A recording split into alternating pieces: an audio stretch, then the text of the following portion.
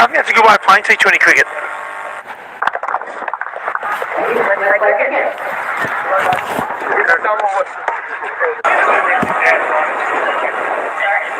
He was Adam Gilchrist before Adam Gilchrist. Yeah, he was. Exactly right. Much like Deepak Patel opening the bowling with spin for New Zealand. That changed in the 92 World Cup. Not that we're showing our age, but we remember all these games. You do show your age quite well. Short and pushed into the offside, short of the length. Had him on the back foot, he played it nicely. I wouldn't say you're old, Dan, but the fact that you've got your abacus here to keep score suggests that perhaps it's time you move to something more modern for the technology. I'm liking this start by the... Give me a hard time last year and it hasn't stopped. You've been here for 1 over and 3 deliveries and I've been under the pump. Well, 1 over 3 deliveries, but it's about half an hour. The way that the first over went. Trouble from a long-tail cat in a room full of rocking chairs. You do have your very own sayings that no one quite understands. Weeks in again. And this is driven near the offside by Butler. He thinks about a run. He's sent back. There's no run. So 10 balls in, you can see the intent of the Pakistan openers though. They want to get away to a big start. They want to consolidate. They know they've got hitters throughout the middle order as well.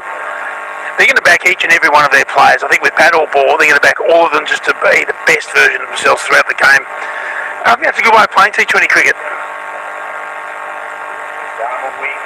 Hold again and have shapes to make work it down so that they can switch forward.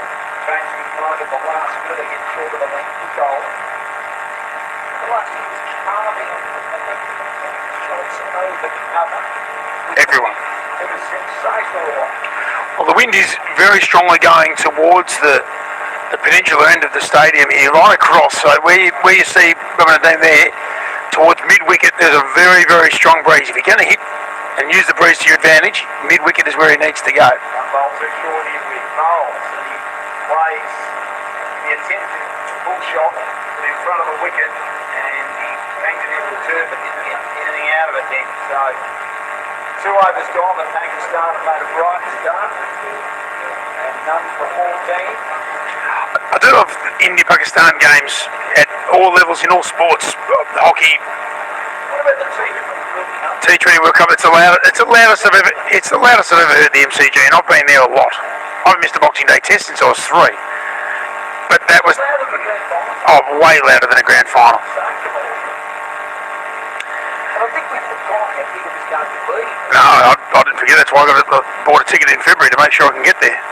It was great to watch, but then out here, everyone's friends, everything's friendly, and the first ball goes, and all of a sudden, it's on. And I love that. I reckon that's exactly how sport should be.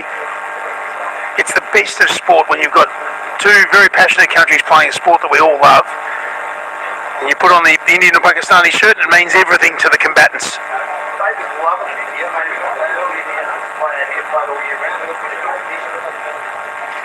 Down the league side and wide, he just can't get his line right strong at the moment. Admittedly, at the moment in Melbourne, you probably wouldn't know that it's a winter competition or a summer competition because it's raining since June. It hasn't stopped raining until today. This is the first nice day or second nice day we've had in 6 months. 2 weeks ago it was really hot on a Saturday, so we got plenty of self cricket in. Last week was probably the best day. Yesterday was pretty good as well, so they're finally starting to get cricket in, but as I said in the area, a lot of the turf comps, standing on district competition with Cranberry, they've had to resort to a 1-day format again like that for COVID for the last... Couldn't get on till mid-November.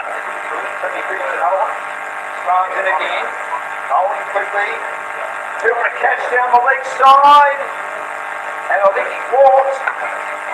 Cameron Akmal has walked.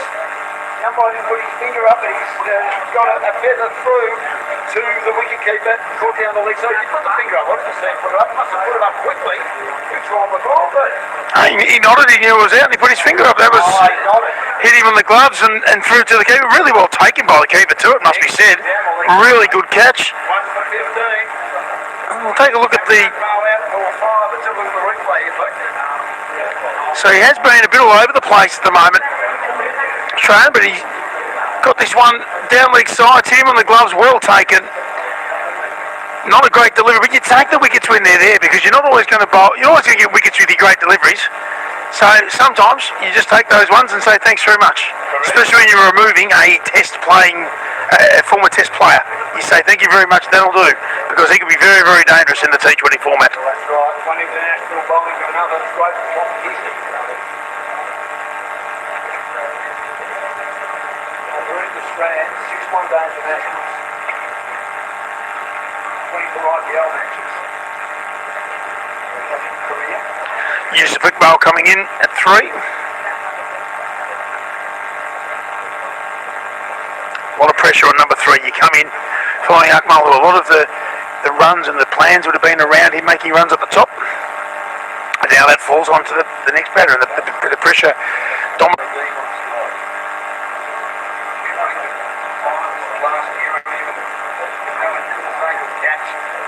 Into the wind, got a bit short on this side of the ground. He hit in the air, he didn't try and nibble on the ground. It's another force big play successfully in his 32 for Australia, despite their 15-run loss earlier today. Tell you what, we still haven't got the test watching patrons across because Australia's 3 for 19, needing 34 to win. With the strong. Again, G takes the top part of the bat. He did well to just keep it down. If there had been a fielder a bit closer on the offside, it might have been worse, but he's deep enough for it to land safely. That was a good piece of bowling. It was a throat ball there, and probably the team did well enough to keep it down. That's exactly what we were talking about before. Sometimes the best balls don't take wickets. That's a really good shorter delivery. Cranching for room. The outside in, and then you can bowl full tops, and the batter can hit it straight to mid wicket to the way out. That's the way the game is. That's why we love it. Down the leg side there, there's this waiver to delivery as we're likely to see, and the wicket keeper didn't take it cleanly, they get a run.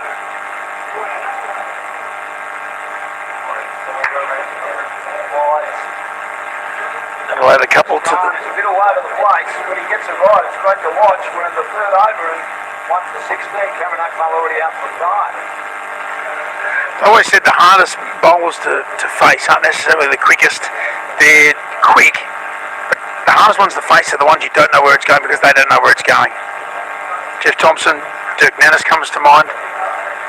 They're quick and they don't quite know where it's going, and so if you're facing and they don't know where it's going, what chance have you got? Brad Hodge tells the story of Shane Harvey came up to the other end, passing from the mix, all the way, hit him in the drill twice, and he said that'll do, thanks.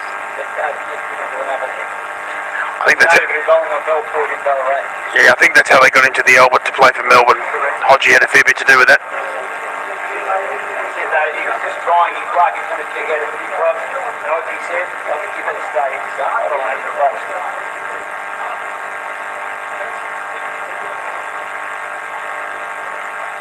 And then again, bowls, good bowling right on line.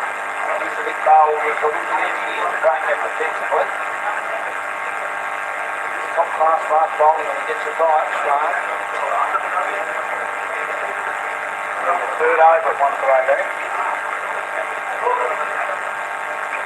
It's been a bizarre start to this innings. The ball's been all over the place. We've seen some great bowling not rewarded. We've seen some ordinary bowling take a wicket. It's been all over the place here, Dan. He said it's in the scorebooks up. It's true. You're right, the score is not a story, and that's what's important here. The story is Pakistan 1 for 22 after 3. Big fella. He's played 2 one-day international.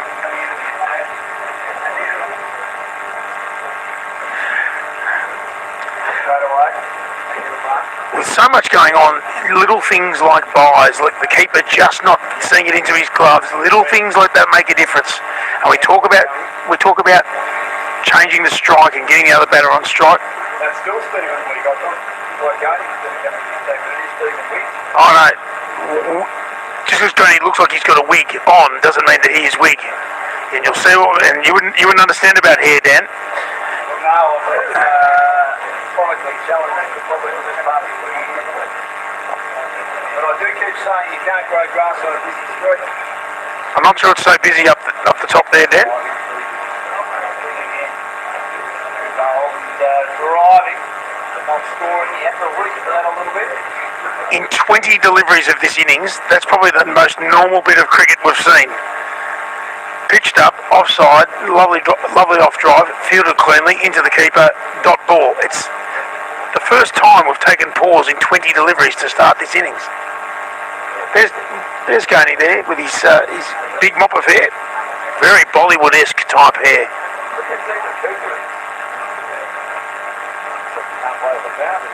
Short has Yusuf on the back foot in, and then there's the return, and Basil's out of his boots and stumped, got back. Looking up the field, full stack on the offside, you can expect him to be able to field up. Point, cover point, short extra cover, mid off, squarish wide mid on, big wicket, big forward square leg. And there's a fine leg inside the circle. Wing strides in again. Jess Yardy, who was one of the stars of the comp last year, I think was a player of the tournament. One of the players in the tournament. He was superb. Man of the match for the games that he's been involved in generally. Plays with Marlon Bina in the Southern Bayside cricket competition on turf, like another competition.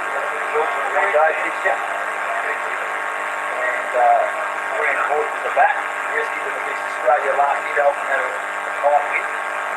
Goal playing from the Greeks is Robin the Dreamers, and that's the strike in the draft, and doesn't want to spend anything else going. 2 for 23, use of 5 and double 6 off the end. Selwyn, Australia took the wicket now, scored. Selwyn the 3, above it, getting the 6. I do like the confidence being shown in the spinner as well. His field's still in for the power play. First 6 overs, of course. Playing it in the offside, behind him his field. Gives it a bit more air and swung across the line. That's a nice shot by Bubba. Along the ground too. Slide his field. The fielding done in front of our commentary position. One aloft by millimetres and inches. Sneakingly is inappropriate. Is that one is long down towards the long on the race? It's on a pull in just inside the boundary. That one pulled up a little bit. Looks like pitching where it's chipped in the air.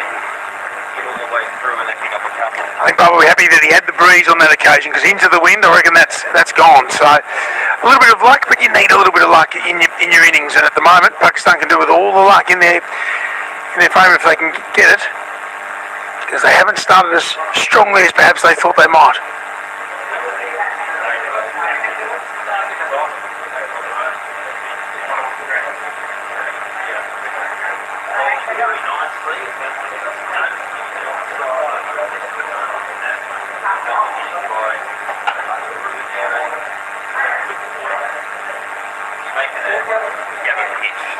It's going to be the debate. I think they're on a high hand. I think you know, just went in a row. 2 days.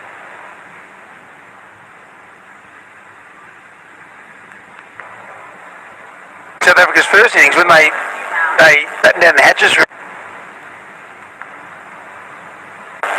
We got action there. Travis Head batted really well. Steve Smith got stuck in and he got knocked over by a good ball. That's okay, that happens. Good batters still find ways of making runs. Yeah, so that's a 98 run mark. Some now in there. It's quite obvious. The car that's stopped on the outside. That's got 4 for 27 next. And then all out 150. I mean, that's... They lost 3 for none and 6 for 20 off. 99 in the second inning. Australia probably weren't going to get 99. That's it. And it's too easy to say that you can just give it a shave, get the grass off and move forward. The forecast was for some pretty hot weather there as well. So, yeah, at 16 overs, he's going to get a good total. That's right. I mean, we saw in the first match Australia bowled the first 6 overs off pace and then introduced spinners in the power play was finished and then bowled spin all the way through with the 4 overs there, and then just Australia bowled pretty much exclusively spin. We've seen Stephen bowl 3 overs straight here at the start of the innings. He got ranked 1 or a little bit later on. There's Gandhi, the attack here. He's bowled a really good first one when he had the field up. So again, that's why he's got a bit of protection now. He's got straight away. They've gone with the 5 fielders out deep, square leg, deep mid wicket, long on, long off, and a sweeper on the offside. So they're going to defend here and here, and I don't mind it. on strike, cuts off the back foot through cover. They've got that protection in the deep. That's just the one. They won't mind that. But therein lies the only problem for India. The flip side of that is that they can now get into their innings, and they probably don't feel like they've built an innings so far. So the downside of immediately pushing fielders out is that now they can get into their innings over the course of the next 4 or 5 overs, and it's not good knowing they can catch up at the back end if they've batted for that long. Downwind and have that success is a dead ball. Taking the bails off. I think the bails blew off. You've seen a bit of that today. But the zing bails don't come off even when you hit it with the snubs. Brett Lee in the over 5 axis. The bails come off. The winds blowing the bails off on strike. Continuing around the wicket again. Back to the front. Doesn't beat the circle from the fielder. And that's the sort of support that India are looking for in that ring. You need to have really good fielders close to the batters here. Don't let them get easy singles. Don't let them feel settled. Only conceded 3 runs from 8 deliveries here. Gandhi. Continuing around the wicket, there was an awkward sweep played into the top of the pad and then deflecting down to where a leg slip would have been. And get the single there. Keeper have to do his own work. Well, it's going to be 2 as it's been given a wide. So yeah, I must say I thought so too. The umpire's in a very good position out there. Can see everything that's happening.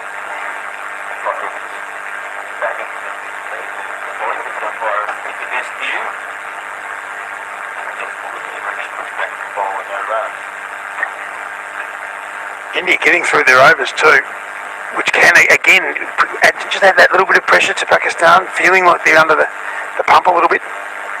Another full delivery, carbon copy. Now to the bowler.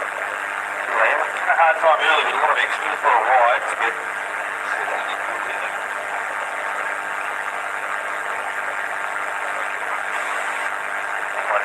again driven to the offside, no run. Got a bit of a feed between them.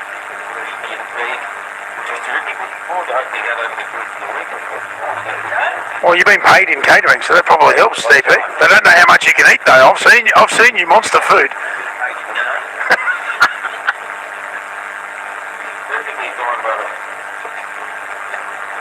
Very tasty.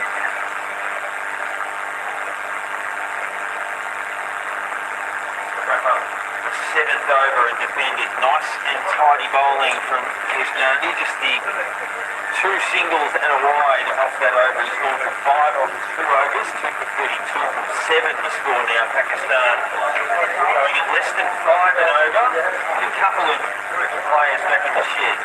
He's only had 2 scoring shots off his bowling in 2 overs. I mean, that's remarkable bowling. It just shows that he got such good control. And he bowled really well in the Aussie Cricket League last year as well. As his control, and also from a skipper's point of view, you want to throw the ball to someone that you know where if you set the field, he's going to bowl to that. And I love that. I reckon that's really good. Top of the order, and it does. It puts pressure on for the back half of your innings because you haven't got to where you need to be at that rate. So 2 for 32 off 7 after winning the toss and batting first. I think Pakistan will be a little disappointed with how it is. And there's a new bowler. Manpreet Ghani's going to come into the attack, is it? Running full pace into the delivery, into that shot that was coming his way, and unfortunately it is for Pakistan the 3rd wicket down, and they just can't build momentum at the moment. 3 for 38. Driving on the up looks really tough on this wicket. It's the second time we've seen a wicket fall from it when the ball's not quite there. Sure, if it's a full toss or half volley, you can go after it and try and hit it on the ground. We've seen you get value for runs, value for shots if you hit it along the ground past the fielders. Trying to hit over the top on the up seems fraught with danger on this wicket, and he's not as quick. He's not as quick as we've seen, but he still gets through it. And as you'll see, he even just rolled the fingers over that. Just roll the fingers over a little bit, take a little bit of pace off, hit straight to middle. It's really good bowling, good captaincy, good field placements, but he'll be really disappointed with that Afridi.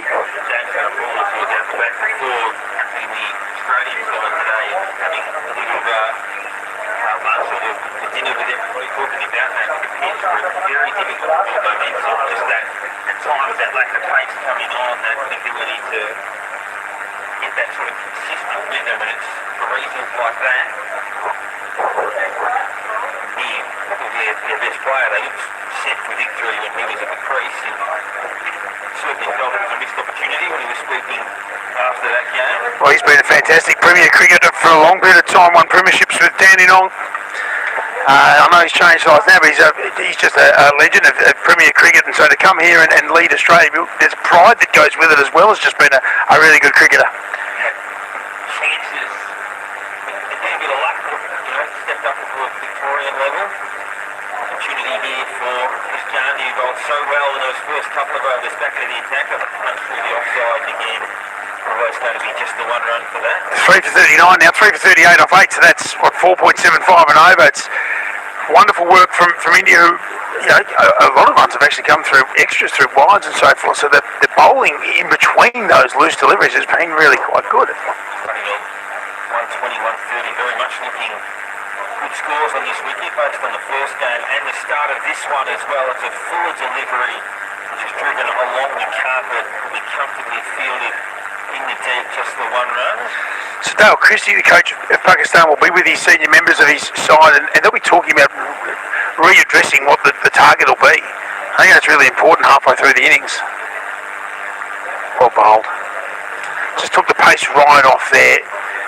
Gave him absolutely nothing to hit, and you're hitting into the wind too if you want to swing it away to the leg side. That's really good bowling, and he was, as I mentioned, Tej Gandhi was fantastic last year. He was player of the match in 2 of the 3 games leading into the final. Master of bowling these lower cricket. Difficult to get that one away, beats the bat that time. Didn't fall out of his crease, the keeper was at the ready. It's about 4 different deliveries in 4 balls this over. Yeah, That's he's getting through it quickly with variety, well executed. He's gone for 7 off 16 deliveries so far. And that one, again, just forcing the batsman to defend front foot. Big stride down the track. And of course the eternal question, do you keep him bowling? Do you bowl his 4 out because you know that he's in really good touch at the moment? They're trying to get after him, but they just can't hit him. I don't feel like you probably do at this stage. We're one after this. And that one is again just jammed out into the ground. Terrific over, 4 dot balls in a row. 9 overs down, 3 for 40. So a lot of pressure now is going to come onto Bubba Nadim's shoulders. We've seen him make runs in this tournament before last year. He can really hit them when he gets going. He doesn't look like he's going at the moment. He hit a couple of nice pull shots early, but he can't panic. 20 over cricket, T20 cricket, there's always more time than you think. 120 chances to make runs. Yes, 54 of them might have gone, but you've still got 66 chances to make runs and get that total to something that you can defend. And we heard from the skipper earlier on, he said if we're going to defend any total, we're going to have to put something defendable on the board, and then you just never know. Sri Lanka, various stages sort of jittering through their innings, and then put 36 off 3 overs in overs 15, 16 and 17. It changed the whole context of the game. Instead of getting, say, 110, 115, they got 8 for 131. And it changes the way you chase. Yeah, it changes the way you chase as well. So there's still a chance. I think just hold this together. From there, Sharda got a wicket in the previous over. In bowling the 10th here, just drop and run into the offside on a single.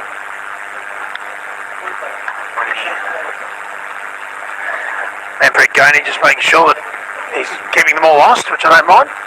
That's who Dan Lonigan's very, very jealous of with his hair. Going to ask him about it later on after the game, apparently. Wonderful challenges, has got himself into a tangle there, tries to avoid the big pull shot over the offside there. Dropped it into the body there to Bubba. Rolled down the leg and no run. And this is what we're talking about. Bubba Nadeem can't get frustrated. He's actually got to bat the time. He's got to bat all the way through now. He's still got to be aggressive and look for runs, of course, but Trying to wicket away here, they're in a disastrous position. what Pakistan don't want is Dale Christie threatening that he's going to play. It's the last thing they want. The least Pakistan person on their side too, by the way. Maybe he can just get up and pace along the line. Oh, he can do that, yeah. So a couple left in the 10th over, and he gets a little bit of bat on this, a bit middle it. Down through the onside, was very keen on a second, didn't get the support from Afridi at the other end, so it's just the 1 run. Of course, Shakil Afridi replacing Salman Afridi at the crease. Most famous names in Pakistan cricket. You've got Shaheen Shah Afridi in the lineup at the moment. Shahid Afridi, of course, who debuted at 15 for Pakistan.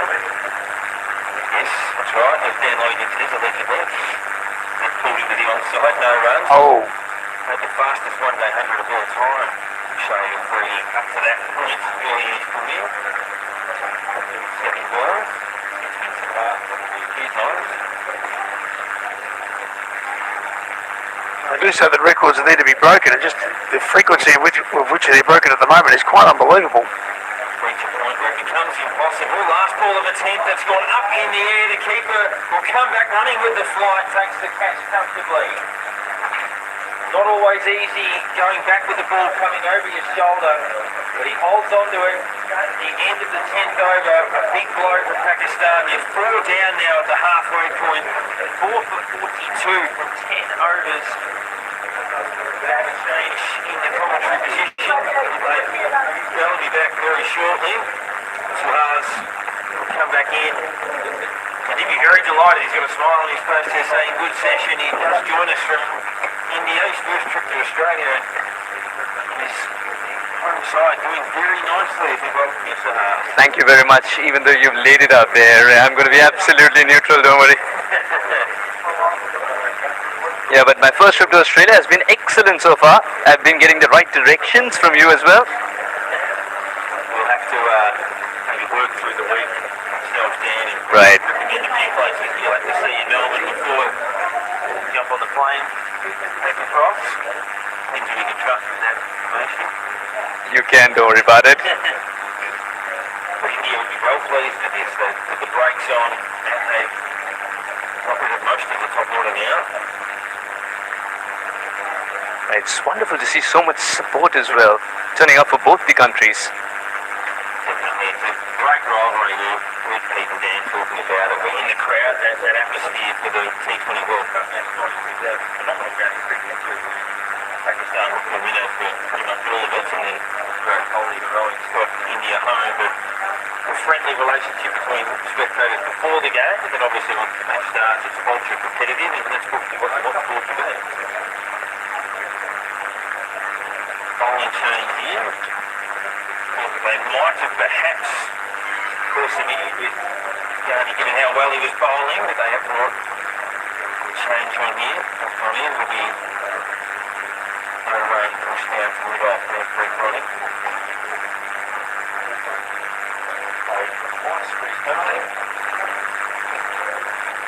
Plethora of T20 experience from the IPL franchises that he's played for. But that's connected. Fielder's getting back. In fact, he's going to hold up. It looked like it had all the ball. Carry out there. I think he's... Goodness gracious me. That looked off the bat like that was going to land in Port Phillip Bay somewhere. But in the end, he's been caught in the deep by Chaudhry. Yeah. Nick Hill. That was going and going and going, but the power of that breeze, it just held up, well caught in the deep, and it's 5 down.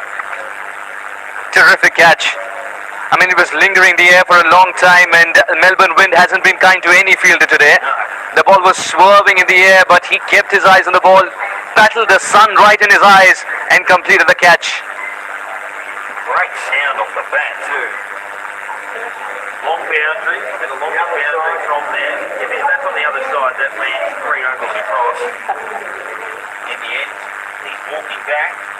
The experienced batter at the crease, the step batter at the crease falls. 5 down now, 42. It looks like it's up the wild coming in from the crease.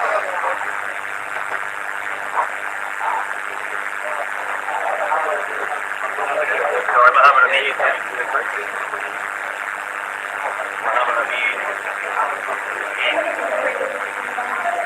Known for his bowling exploits. Exactly, a much exploits is a good word. Much spoken about career, and the guy who's caused all sorts of problems with the ball for both Australia and England at international level. He's got to come in here and do his job to the bat at 7.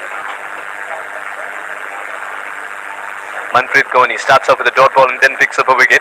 That ball, I genuinely believe that the sound it made, I thought it's pinging off the bat and you're not going to find it anytime soon. It looked like one of those ones you can sting off a golf club and a big flash one. It had that got up into that breeze and just stayed there. The trees with it moving wildly. That would have caused the difference between downwind. You could sense Manpreet Goni suggesting in Punjabi that I'm just letting the ball do its thing, I'm just leaving it out of my hand. He continues to wicket in his first over, and that one is beautifully played. And what a pluck. Incredible catch. I think it's its country cousin snatch, because he snatched it out of thin air, diving towards his right and the ball dying on him. Gandhi, and we asked the question as to whether he was going to bowl out. He didn't, and in the end he takes the catch. Manpreet, would you believe it? Darren, Manpreet Goni is yet to concede a run. He's picked up 2 wickets and he's got a thank you note to write to 2 different players. The first one was smashed out deep to the boundary. That one was well bowled. Going to play that on the up into the offside and beautifully taken. There's Gandhi. The one delivery between them to 2 fresh batsmen at the crease. The Indian fielders would be buzzing at the moment, because suddenly it looks like there are 22 of them. They're covering ground, the high catches are being taken, the sharp ones have been taken.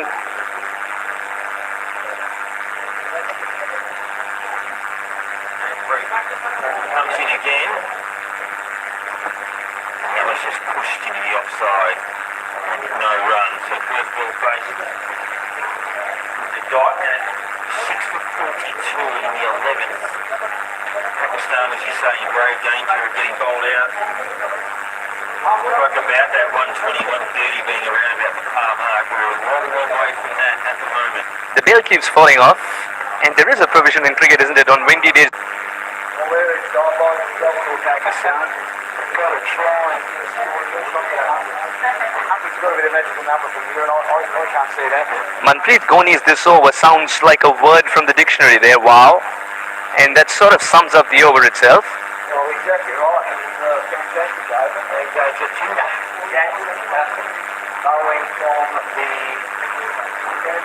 the ground. And first ball is cut away in the air.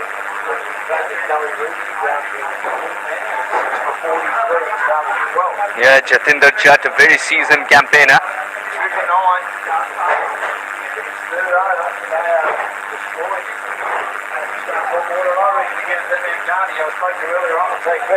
For inspiring.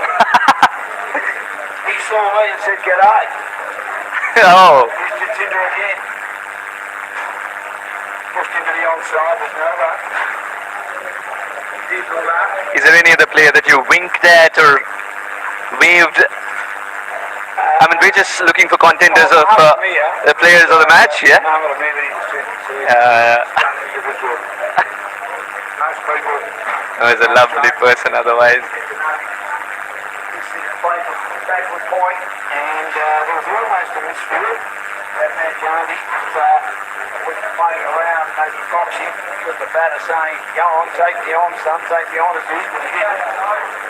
Played under 19 cricket for Pakistan. They talk about how powerful their team is, and there's 3 cricketers coming from the Tasmanian Premier Cricket competition.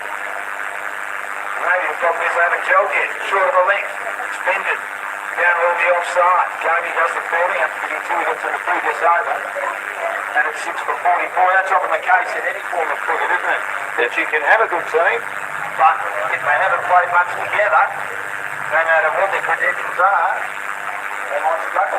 True, you don't want it to sound like 11 men put together. You're supposed to sound like a team, supposed to look like a team.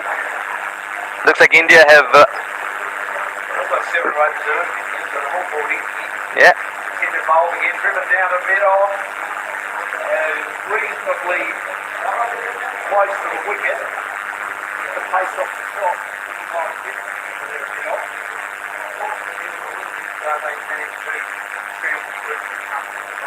Yeah, you've been a part of many sides. Would really like to see how does a leader inspire so that he can reconcile the individual ambitions to the bigger goal, that is the team's goal. Well, I think this is something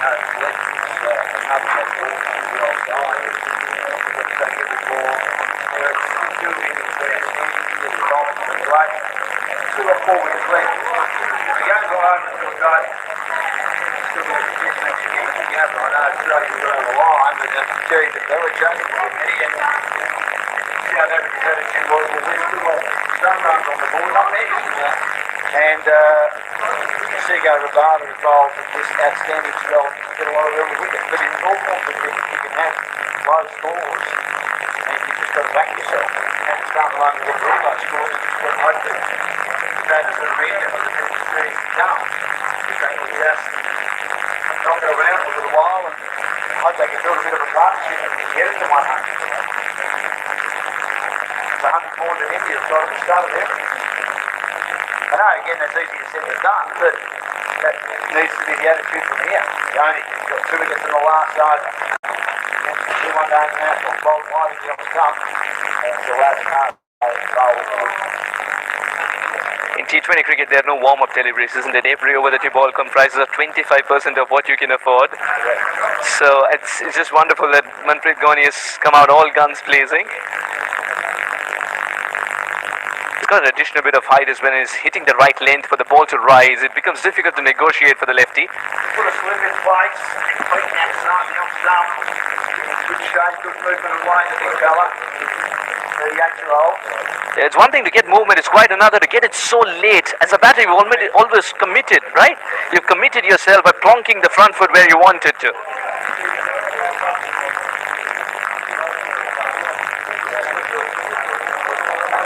Is it the situation or is it the wind? What has caused the slip to be there? Well, I think it's the situation that puts more pressure on it because the batter's up at the end, he gets high up on his crease, thinks about a run, and only gets down to first slip.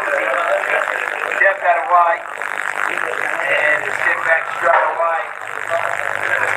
Forward, can't score it. Now, Young is 6-4. And the 13th over Young, he started with the ball, took an absolute sensational catch, brilliantly called by Barco. I think Manpreet Goni is considering conceding a run a crime. It isn't. There you go. It's a much better shot. There are 2 fielders converging in the deep. One from wideish third man, another one coming around from deep cover. Who was involved in that outstanding catch as well. In the deep to dismiss Baba. Yeah, first runs off Manpreet Goni. That's Chowdhury, who was also involved in that piece of fielding. 6-47 into the loose has 4, and Azizullah has 1. We're in the 13th over. Going in again. Full figure. Looks like he won't be. Peninsula end. Chopped away. Down to third man, you'll only get 1. Slightly wide then, allowing the batter to open up the face. Move forward and get that run. It's that period of play and it's that situation where Azizullah and Fawad would not be questioned for taking their own sweet time. And you don't see that often in T20 cricket. Well, that's right, but I mean, they haven't got heaps of overs. They haven't got 50 each. And I know the Thunder have only made 15 the other day, but back in here. I tell you what, even if the Thunder wants to forget it, you won't let them. Oh, I know. You and Darren. But if they win the next game, Yeah. we'll think, well, that's a great comeback. Which is tonight, yeah. If they manage to win tonight, put it behind them, get past 15, there'll be a huge cheer. Here's May I politely add? a delivery that has the batter fending off the back foot again, short of a length, and backward point managed just to stop it, but they get 1 run. Yeah, that's what teams do. Teams bounce back. The good ones, isn't it? May I politely add? India with 36 all out and then something else happened. Oh, correct. Well, that's right. I mean, that was one of the most amazing comebacks. I mean, Colin was the captain. Did they play better when he went home? That's another debate altogether. The captain's 100 is whatever likely to see. It was white knuckle stuff. with the MCG. Absolutely, and Brilliant 100 under the pump. He was superb. Pujara. Elgar, when he chased those runs against India earlier this year, and I know he struggled in this test match, and so did most of his teammates and even the Australians. Right. But he got 94 not out against the Indians. And this is what these two batters have got to do. They've got to be there at the end, and they've got to start trying and maybe give us the wind a bit, but it's pretty hard when you're bowling Yorker length, as Jatinder is now. He's into the attack as we've started the 14th over, and the 50's up on the board for Pakistan. They're 6 for 50. Just love the range that you see here in the Aussie Cricket League. Now, two teams from subcontinent conditions, the first one being Sri Lanka, deployed their spinners, unleashed their spinners, and made a game out of this. And look at India, ever since they got the ball in hand, it's the pacers doing the talking. Gandhi, I think, really slowed it down and got it out in Pakistan's batter's minds. The 50 has come up, but it's not a celebratory 50, it's been a stutter. That's been a real stutter. Here's Jatinder again. And as the batter on the back foot, he thought about a run, but realised that first slip was there and was reasonably deep, lurking with great intent, almost in a gully region, and he was sent back straight away. With the left-hander, Farwood Maluk. Well done, with the day having it has changed a bit. Look at it, halfway of the Australian-Sri Lanka match, didn't think there was a lot of grass on it, and they've rolled it again, and I would have thought it would have been even flatter, but it was a competition. The bowlers are going well as he tries to go the walk to Jatinder, which was ambitious there by Farwood, and he really only got an inside edge that squeezed onto the boot and rolled behind him, but he was running to the danger end, and man had pulled him through. Aziz was running to the danger end and had it covered, so they just got virtually a score off every ball. But they're bowling beautifully to their field, and there's a short cutter in place. I think Kevin is from the back, and he's played on to one that kept low, trying to pull that one through the onside, and well, they've got to take risks left, right, and centre here, and that wasn't the right shot to a delivery right on line outside the off stump, and he's played it on, and the 7th wicket falls. It's been castled again as is 7 for 51. Pakistan in all sorts of trouble. Yes, Aziz would be kicking himself, and the coach would not be a happy man at all just because of the shot that was offered. The situation demanded him to play a straight batted stroke and stay there as much as possible. For a ball that is kept low, is decided. Yes, he has played that on, looking to pull it through the onside. High risk shot, and he's carrying it back into his off stump. So 7 for 51 with the 14th over. Farwood 6, and Umir Butt comes to the crease now. That's his name, well known in Pakistani cricket, but Ijaz Butt, who was an all-rounder back in the 80s. Played for Pakistan. I can remember Salman Butt. The name Butt in Pakistan. Yeah.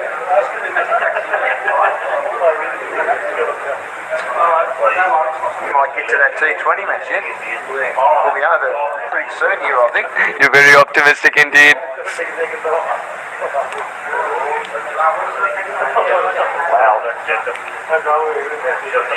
Disappointing batting performance by Pakistan. They're pretty confident. Coin toss, I know Sahel, their captain, backs his team, and he wants his team to do well. He said, I'll make plenty of runs and then defend it. That's fine, but they're not making plenty of runs at the moment. How much is power here? Time for the crystal ball to come out. Oh, got to get to 100. 100 psychological. Yeah, Jatinder's 101. Anything under 100 is on par. 100 is not par. No, definitely. 100. In this part of the world, do you think the dew comes in? How does it talk us through that? I wouldn't have thought so. I mean, it's still a very pleasant evening, isn't it? Yeah. Blue sky. I wouldn't have thought the dew comes in till much. I mean, the issue's going to be, because we've been running late all day, is that the lights are not brilliant here yet. And they will be one day here at the Cranbourne Cricket Club, run by their great president, Christian Lamb Chops. Chops after Lamb. And they'll eventually get light. But last year we had matches finishing a bit late, and the lights weren't quite good enough. So, if we get into games which are finishing well after 8 o'clock, that's going to be the big factor. It won't be the tube. We'll be able to go to a place like Queensland, where it's very humid at this time of the year, or if you're playing cricket in the Northern Territory at this time of the year, but you're not, you play AFL footy this time of the year because it's the rainy season even though it's warmer. Oh, I see. Yes. So that's the end of the over. 14 gone, 7 for 53. They play cricket up in the Northern Territory in Darwin during our winter in the rest of Australia. I'll tell you When it's much better conditions. When I say better, not as warm or as hot, certainly not as humid. I'll tell you what, when I was packing layers for this particular trip, I was unable to understand the definition of a winter and a summer here in Australia, especially Melbourne. Well, we've all been struggling, mate. Never understand it because they have 4 seasons in one day. Oh, there you go. 4 seasons in 1 minute. It's what it's been the last 3 or 4 months. To us, it's been unbelievable. We've had the wettest August, wettest September, wettest October. November, things finally came good. As I've said a few times, there are a lot of these third competitions. That's why it's gone to a one-day format like COVID the last 2 years. They didn't get on in October. Gently driven. Yes. I like the fact that he's meeting the ball nicely now. He's allowing the ball to do its thing and not intercept it midway of the bounce. What do you think about this approach? Safer? It's better. But they need boundaries. And the field's so good. They're bowling to their field brilliantly at the moment. This is weak back in the attack. He bowled his first 2 overs from the Cranbourne end or the Casey South Melbourne Cricket Club end. He's now on the Peninsula end. So right on top here, 7 for 54 his figures. Stephen Big. Final over. And he bowls a slow one. It's flicked away on the onside there for a run off the bat of Umir Buck. He gets off the mark down towards fine leg. It's still a stacked offside field. Except that delivery was straight on the leg stump. You have to say to us that they're bowled generally to their field. They're bowled beautifully to their field. Very disciplined Indians. True. There was a training session in the nets while the other gun is going on for about 40 minutes, so that's fine-tuning the game, I reckon. Beautifully for this. And Stephen Big is just continuing from where he left off in USPL in the US. And of course the minor league, he plays for the Stallions. It was a completely different ball, and now he's figured out the length so early into the store, and that's something very surprising for me. So you've been playing in America, Stephen Big? Oh yeah, absolutely, yeah. He's the king of the East Coast when it comes to bowling. How are they going to go with the World Cup? It'll be good. I mean, it's still a sport that's developing. It's a long way away, isn't it, in America? There are a lot of West Indians who are living over there now, which will help them, but they're a long way away from being a competitive nation, aren't they? They are, to be honest, but the rules of ICC say that you qualify to play for that country, especially a country like America, if you've spent about 3 years there with no intention to go outside the country. And yeah, I see that there's a lot of different ethnicities combining to play that 11. So I genuinely believe that they've got the talent and they will give a run for the money, especially if they play a lot of games in Florida. Well, they need as much practice as they can. I mean, that was probably a good thing for some of the countries that came into the T20. You know, they played one-day cricket, but at least they got used to the conditions. True. As far as the Caribbean flair is concerned, just touching upon that, because you asked me that question, I mean, it's a major part of what comprises of cricket in Florida only. If you see America as a whole, then of course the Indians chip in. It's not exactly a diplomat operation, but the Indians, Pakistanis, and you could understand that it's an amalgamation of different cricketing cultures that sort of makes America's own culture, and I love about that country. Yorker link ball dug out, now along the offside. He's a left-hander. With Malouk's been out a long time for his 9 runs. He's only faced 12 deliveries. And Umir Buck 3 off 3, and it's 7 for 57 in the 15th over. So Florida's where cricket flourishes. We'll get an answer from you in a minute on that. Round the wicket, wig again, and this is Yorker length dug out and down to mid-off, and they'll get a run. He did well to get some bat, not all the bat he wanted, but he did well to keep it out at the same time. With an effort of this kind, with the effort of this kind, Dan, 58 for 7. Yeah, credit goes to the coach, TP Singh. I saw him have a big conversation with Stephen Big, who just arrived from the US yesterday, on what his role exactly is in this multifaceted attack that India sport at the moment. and the plan seemed to be working. Two big left arm, quick opening bowlers. Now this is in the air, it's a high one. The wicket keeper's camped underneath it. He should take the catch, and he does. And he does. He got a top edge, and he got big on him as he dug it in wick. And there wasn't much there that Umer Butt could do. He tried the hook shot, but it was onto him quicker than he anticipated. He put it straight in the air, and another comfortable catch completed. The 8th wicket goes down. It's 8 for 58 as we approach the end of the 15th over. And we might have an early finish tonight in this Pakistan-India game, which everyone's been waiting for. And at the moment, it's one-way traffic. Now that was India for a long time, and you always let the man with the gloves take the catch if he has an opportunity to. Quite comfortable underneath this one. Stephen Wigg being rewarded for what consistency looks like. It was only giving away singles, wanted to up the ante, perished in the process there. Pakistan 11 lose another 58 for 8. They're tottering. Here's Sahil, he is a combative cricketer. He absolutely loves it, yeah? He was pretty confident beforehand. He'll be out there now. His attitude will be, we've still got 5 overs to go, we've still got 2 wickets left. Anything can happen.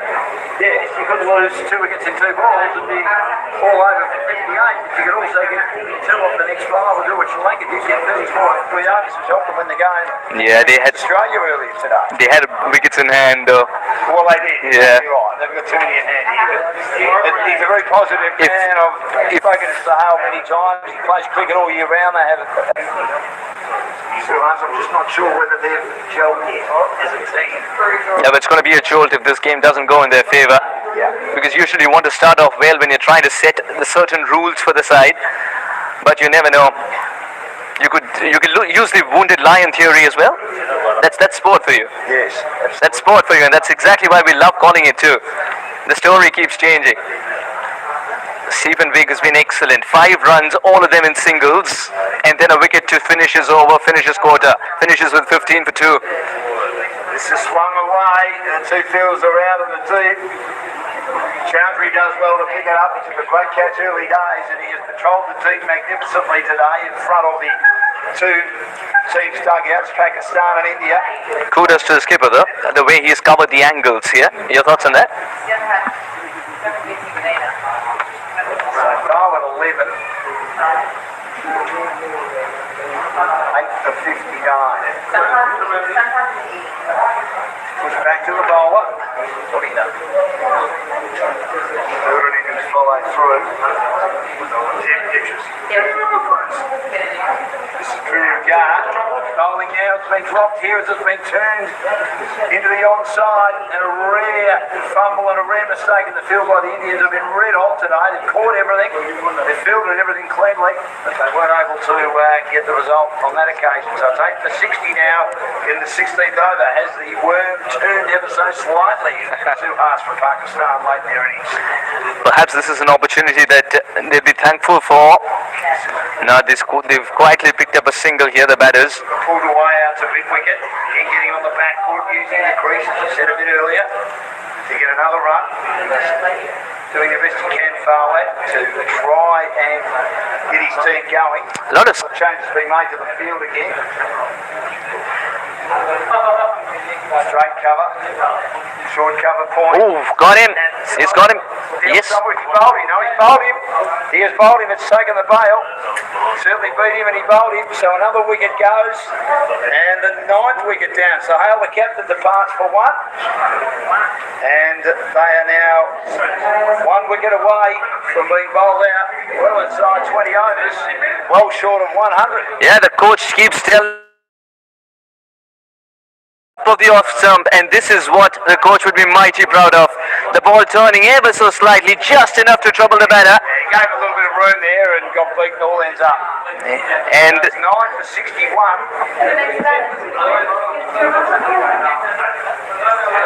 And all the bowlers have shared in the spoils. Guru Gore, all except the man that probably bowled the best spell. He really tightened it up.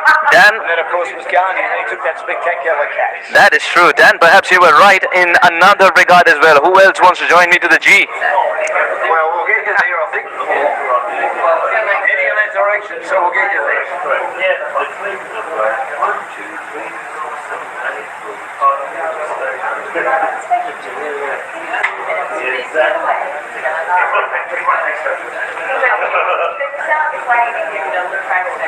No, slip in place, understandably so. Won't be surprised if he wants to put a short leg in place too. Last over. Slow. Pushed him inside. So 16 gone. Perigord, 1 for 3 from 1 over. Barber is 12 and Kwama Arwan is at the crease facing that one delivery. So 4 to go. Darren Parkin will bring us home. I don't know how long home is or how far away home is in this innings. Pakistan at 9 for 61 after 16 overs. It has been an outstanding bowling and fielding display by the Indians. More from Silas and Parker will join you on Punjab Radio for the Australian Cricket League Day 1. Day 1 indeed. Sri Lanka winning the first match of the day. India, we'd think, very likely to win the second. Of course, still to go and get them, but executed everything pretty much perfectly with the ball. Pakistan, they've left quite a few out there. They won the toss, batted first, and just haven't been able to get going. I don't think the decision was wrong. No. Just the shot selection was awful. And that's something the coach would definitely discuss. The game's not done yet. He's offered the shot to it. Just on the bounce. Yeah. The deep at the carry. Positive shot, positive batting, but yeah, as you say, I think I've got a right to get first use of it. A good time of the day to be batting. You get the chance to bowl as the light starts to fade a little bit later on, but they just haven't executed. They needed to. Long way to go in the tournament. Oh, absolutely. But in this run, he's not going to bowl out his 4 overs. This time he'll be bowling 3 at max, I feel. Or do you think he'll be bowling 4? I think probably 4. I think it's now or the next over. But to dug in the hip and pick up a run into the offside there. 9 for 63 or 63 to 9. Leg by there, that one coming off the hip, I think. Pakistan still in imminent danger of being bundled out before the allotted 20. The only goal in their mind right now should be to play the allotted 20 overs, and if they can play that with shots of this kind, it definitely helps. Well, he had minimum width, but he was able to operate within that. Once the gap was pierced, the outfield carried it. Shot of the day, just about shot of innings rather, with the second game. But Pakistan, that's about as fluent as they've looked. From it all along the carpet, it raced to the boundary. There is protection out there, but struck it so well that they weren't able to get anywhere near that. So, to the batsman, 67 for 9. So do they try to hit the boundary a couple of times, or do they bat out these 21 balls and try to get a run of ball and give themselves at least something to unleash Muhammad Amir? Where is the Yorker there? Oh no, he's gone for the short at delivery. No control on that whatsoever. The second run is not on. The problem was only one of the batters thought there was a second run on it. No damage done, thankfully. He was able to get back, but interesting field too. That's a long gap. Yeah, it's getting there, yeah. Yeah, given position he did find themselves in to concede the run like that. To make your plans to the G work, I think you're expecting a short leg. Yeah, I think so. Now, do you think this will go a distance of 20 overs? If it does, it's a moral victory for Pakistan at this stage. It's a mental victory there. It is, but it would also show India in a way too that if you actually apply yourself, it's not a scary pitch. It's not a minefield per se. It's not a lot of grass on there. The bounce is a bit uneven, not a lot of pace. But for Pakistan, if at that time they've got to try to score off every delivery. True. I guess for them that's really the only goal from here. Yet to see a Barinder Sran Yorker, the branded Yorker. We're yet to see that. Get one more chance at the moment. Pick up another run there. Not a bad over, obviously that boundary and 8 runs in all. Yeah, at the end of 17, 70 for 9. So do they get to the 19th over and allow him the chance to bowl out, or will the innings end here potentially? Looks like it's going to be the spinner to continue. overs bowled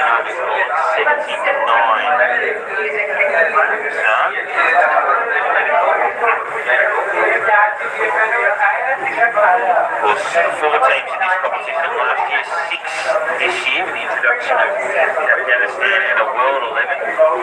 Australia, India, Pakistan and Sri Lanka were part of proceedings 12 months ago. I think it's a wonderful concept of having a World 11 because suddenly you see that the Asian region is covered. Yeah.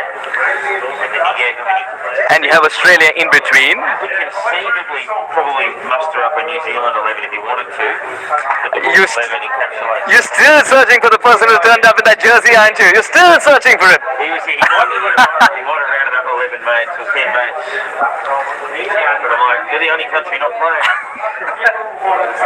Here's some mates. Oh, would you believe it? It's quietly tucked away. I mean, it's going to be knock with singles to finish off. You think at some stage they'd be tempted to go for a big shot? Yeah, you'd think so. Obviously, Farwood's reasonably set. He's a chance top score, really, if he hasn't already at 19, not out. But he's the one who might look at it and go, I can find the boundary twice, nudge it around. We might be able to get to 90, 95. Muhammad Amir gets the new ball, you never know. The 95... Score is 81. 81. The projected score is 81. If they can time their aggression well, 95 perhaps is on the cards. But again, the risk factor is immense. That's a good shot, yeah. They're very safe down there. They got long on and long off quite wide. So just travelled with that straight back past the umpire. Very controlled shot for 4. There's some momentum to Pakistan 11. That's a very good shot indeed. He made his mind up as well, blocked his foot so far away, the front foot, that he allowed enough room for the bat to come through. And he's chosen a very good area straight down the ground. You can't set a fielder there. A good outfield means the fielder hardly makes it to the frame before it makes it to the fence. Gently guided. You never see that fielder anymore, but I think about 100 years ago they used to have a fielder which is the straight stop. I think long stop. Yeah, long stop. Long stop's exactly behind the wicketkeeper. Yes. And I think a couple of times it was introduced straight down the ground with a long on, a long off the field behind the bowler. I'll tell you what, with the long stop, I think Dilshan made a great case for the long stop to come back into the game. With the red straight Yeah. to the head. I went to a demonstration in one of the master classes of basically inventing that shot. It feels like a danger, like a frightening shot to play. Like you got every chance of pulling that back up into your face. Or There's one more person in the associate world of cricket, Oman batter Jatinder Singh. He sort of mastered this stroke. But he plays it for a different reason. You try and pick his brains, he says that shot is not to show the skill that I have, that shot is to induce a field change so that I could play better shots. yeah, absolutely. It's to move the field and open up something on the offside or the onside. And that's played in the air very nicely, and it'll be another boundary. In fact, it's a signal for the Indian fielder that it's gone for 6. Love this fearless brand of cricket. He's missed the mark and Fawad has decided to pounce on it. It wasn't very short either. Well struck. Yeah. Clean hit, no half measures whatsoever. And the fact that it's travelled the distance tells you how clear he was in his mind that he wants to offer the full throttle. Yes, the wickets might read 9 of them, but he's looked at the opportunity that the ball presents itself and not the scorecard. 81 for 9, he's got to throw caution to the winds. Most productive stage of the innings, 26 off 23. They're finishing okay, but obviously haven't set a strong enough platform, but that's played away well, and it's been fielded just inside the boundary. They'll pick up 2, but Farwood showing some of the batsmen above him in the order what might have been with a little bit of application, 9 for 83. Strahan losing his footing there, giving a hiccup to the bowling coach because the tournament's just started. Seen that? Sean Tate was one, I think that happened to him a little bit. Craig McDermott used to follow through a bit. The problem with Sean Tate being the bowler wasn't the follow through for a batter, it was being at the other end, the striker's end.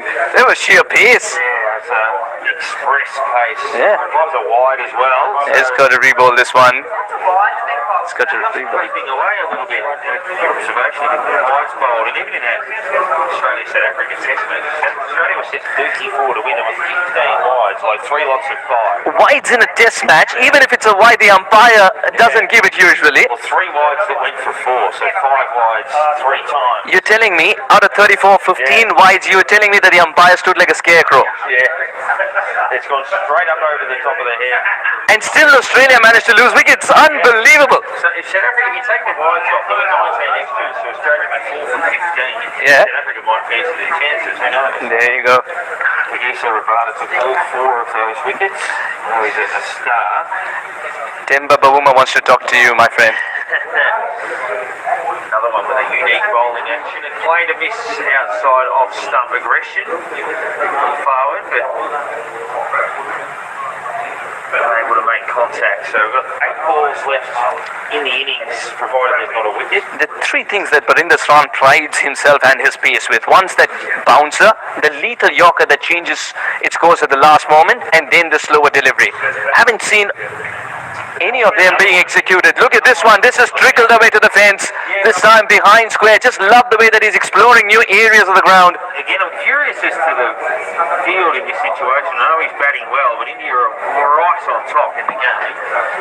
And that's just got a little bit of protection on the onside for that big wicket region, but left a big gap for that one to go away to the boundary. And I know he's clearing the infield, but I just think maybe a little bit more attacking. People fielders up on the ring and say, look mate, if you want to stay on strike, you're going to have to hit over the top of this. 9 for 88. Where is that wide yorker hiding? Did he forget to unpack it once he came to Australia? This is much better. Keep the strike. All the way forward with a single. Moves to the 33. 1 over to go, 9 for 89. 6 more balls. 6 more balls to go. Can they survive here, Pakistan? 95 is on the cards, by the way. 100, yeah. Actually. So 11 required for him to get to 100. And psychologically, whilst India would still be very much favoured in the game, psychologically 100, Pakistan bowlers would just feel at the top of their marks that they've got something to play with. They get in there and just get a couple of early strikes. They've got a bit of pace, we know, in this Pakistan side. They said they could defend anything. They're going to have to pull out all stops. So that over 14 runs from it, 6 and a 4. Significantly for Pakistan, forward on strike, 133.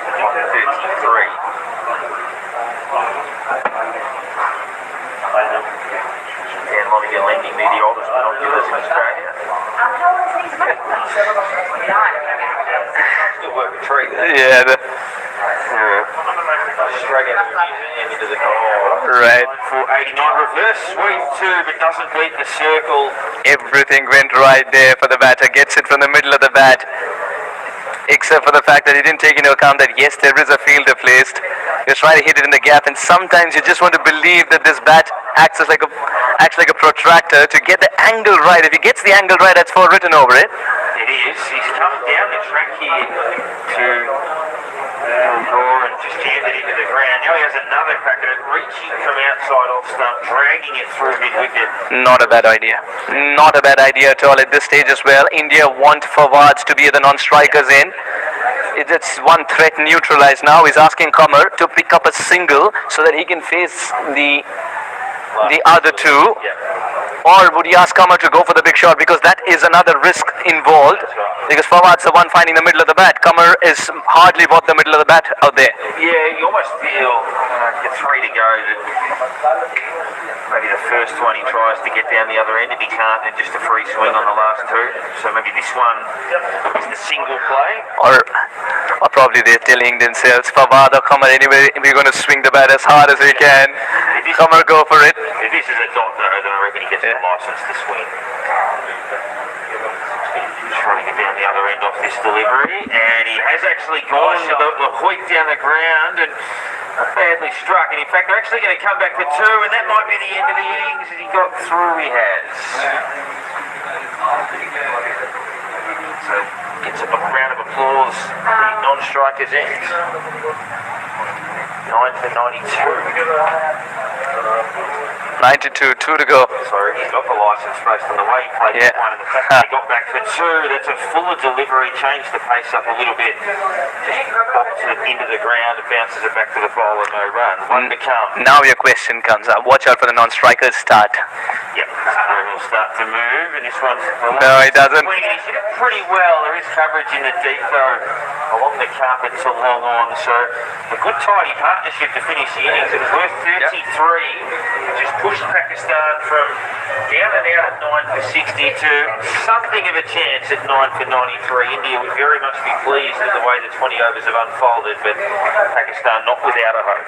Yeah, might be a little below par, but with their bowling lineup head by Mohammad Amir, they would believe that 93 might be made to look enough, and being sharp on the field is going to be one of the key things if you want to make 93.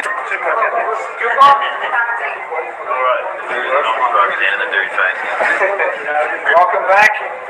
So there's been a bit of drama after the Pakistan innings finished at 9 for 93.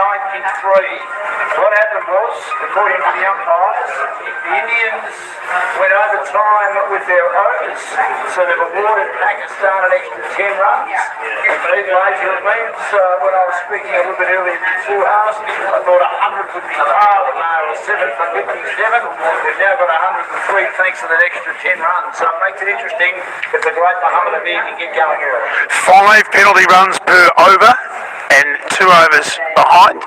We're given 3 or 4 warnings by the umpire saying that they were behind during that time, so that's where the 5 runs per over comes from. 2 overs behind equals 10 runs, 103, still below par for mine, but with a good bowling attack, they're going to have to absolutely catch everything and give it everything, but you just never know. Cricket is a funny game, as my grandfather always used to say. Everyone's grandfather has said it's a funny game, there's no doubt about that. Here's the great Muhammad Amir, 119 test wickets. Oh, what a beauty that was. Thank you very much. Welcome, son. That is an absolute corker. Dan, you're meant to be commentating, not barracking. I'm doing both. I know you're doing both. Basic, I have with that. Muhammad Amir, 119 test wickets. He was taking 5 wicket hauls for fun as a 17, 18-year-old. But those young men still weren't shaking in this country. Here's Muhammad Amir in again. In the orange boots he bowls, and it's turned down on the onside by Prince, the captain. There's no run, it's none for none.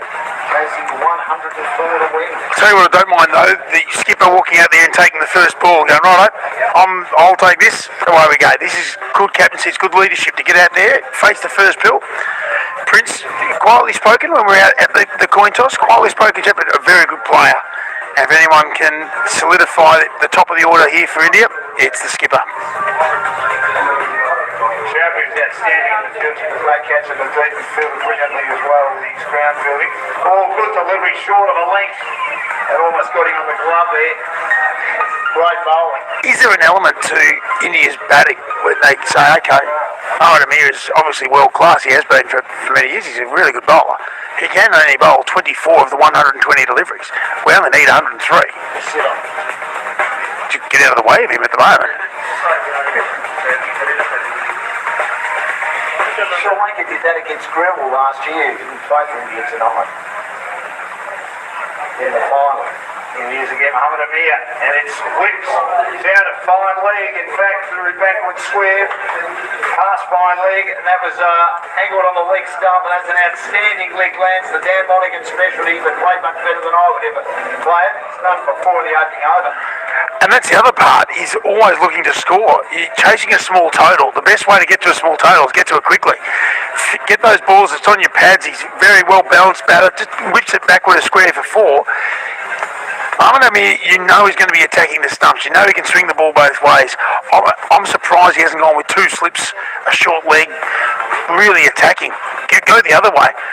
If Pakistan's going to win, they've got to win. There's Muhammad Amir again. He's just got 1 slip in place. Yet another quick left arm. We had 2 under the bowling for the Indians, and they ripped through the Pakistani top order. It was helped by gaining 4 very fine overs of left arm spin.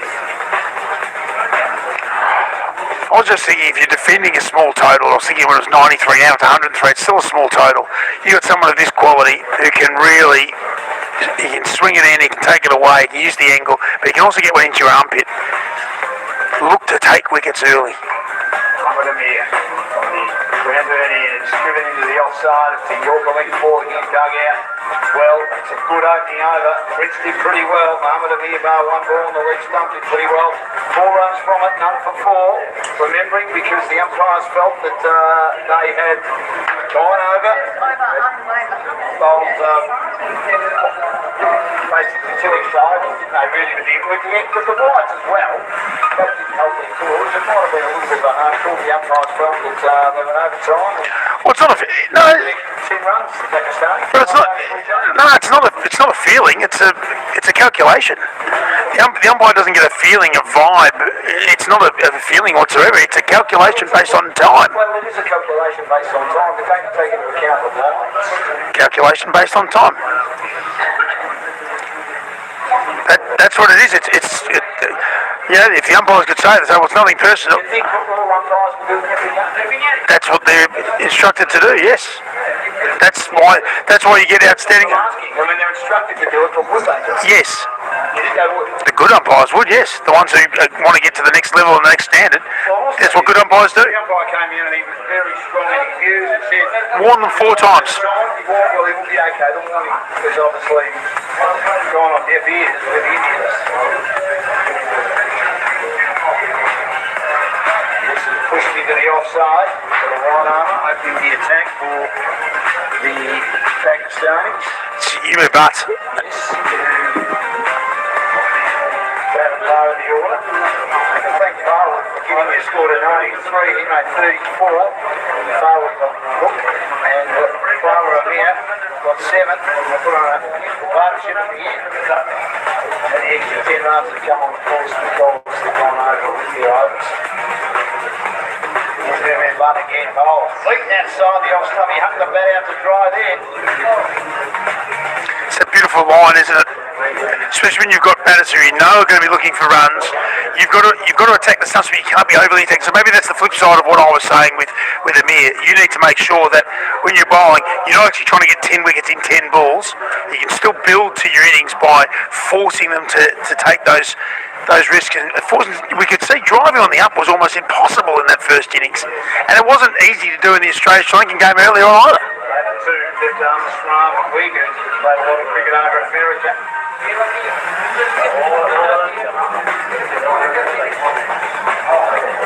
And Butt again, pushed down along the onside, Chowdhury. Close together, no run. There's a T20 competition, Major League Cricket, coming to America. And hopefully one of the Melbourne Stars boys wants to get involved in that over there. I know Adam Crosswaite's been big on it, the ex-Victorian wicketkeeper, is now captain of St Kilda. He's very keen. He went over there for a bit of coaching and a good stint over there. And one of the bowlers from the Melbourne Stars was just having an off-the-record chat earlier on. He wants to get over there for 3 weeks. Tournament over and done within 3 weeks. Loads of cricket. Been there, done that, done. This is slammed away, lofted away over the infield on the onside. It was in the swing after that delivery from Butt, allowing Chowdhury to get 2 handy runs as it lobs clear of the field.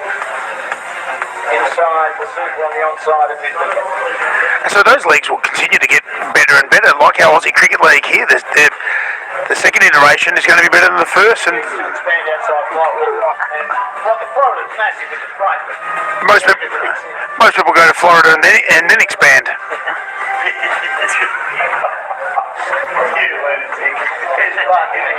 He bowls on the morning, but it's horrendous.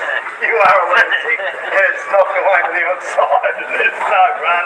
I'm just going to let that one go straight through to the wicket keeper by shouldering hard. We'll lose here at the space.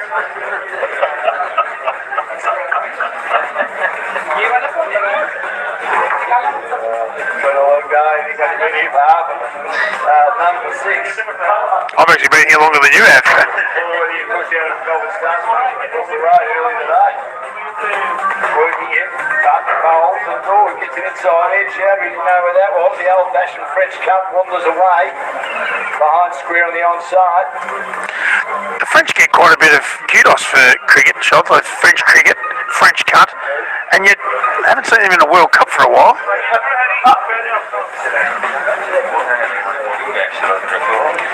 No. So 2 overs gone, and both the batters have looked to score. They're looking busy.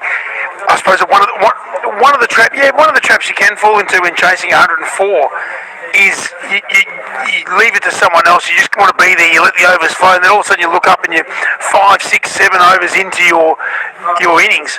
What they need to do is keep looking to score and keep that scoreboard together. Try and shorten the game. They should be looking to get this target in 12 overs, 14 overs. And then if it takes them 15 or 16, that's okay. If they just go, no, we've got 20 overs, we're going to go 5 and over. That's when sometimes you can get yourself into trouble and get a bit of concrete feet. So I like their intent of looking to score. Change of bowling. Yeah, Mohammed Amir's on after 1 over. Interesting. Did you do that, or would you give him a second over? Well, it depends. Maybe he wants to swing around and bowl with the wind. He might want to bowl from the grandstand in. If I've got Mohammed Amir in my side, I'm probably asking what he wants and then doing that.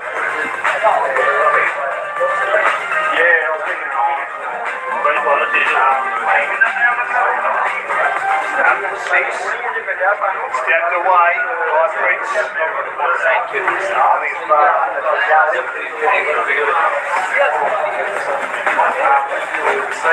They need a further 98 to win. The big story is that they went overtime. The umpire gave 4 warnings, Indians, for their bowling innings. I think the biggest story is that Pakistan didn't bat very well at all. Well, they certainly did not. They were terrible. Played the ball, shot too much. Yes, I was not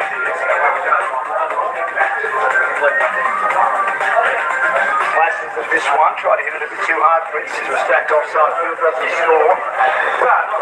But the Pakistani fielders, the bowlers, they look like they're up for the fight here, which is also good because sometimes you can walk off. You've made 93, you can have your head down, your tail between your legs a little bit, thinking, well, that's not enough, we're not going to be able to defend it. But they're out there and they're genuinely going to have a crack at defending this, which is good also because you've got to remember they're going to be playing a couple of games in the group. And so it's important that even if you don't necessarily win this game, that you can still get positives out of it for their next game down the track. Because we've got 6 teams involved in the Aussie Cricket League 2.0. He's pulled that to cover. He has a shot. Now, we need to mention that the opening bat, I'm sure I believe what it is, Jessica Cindy, took a number of catches and did an outstanding job. So he opened the bat with... So we're into Prince, the skipper of the Indian 11 here.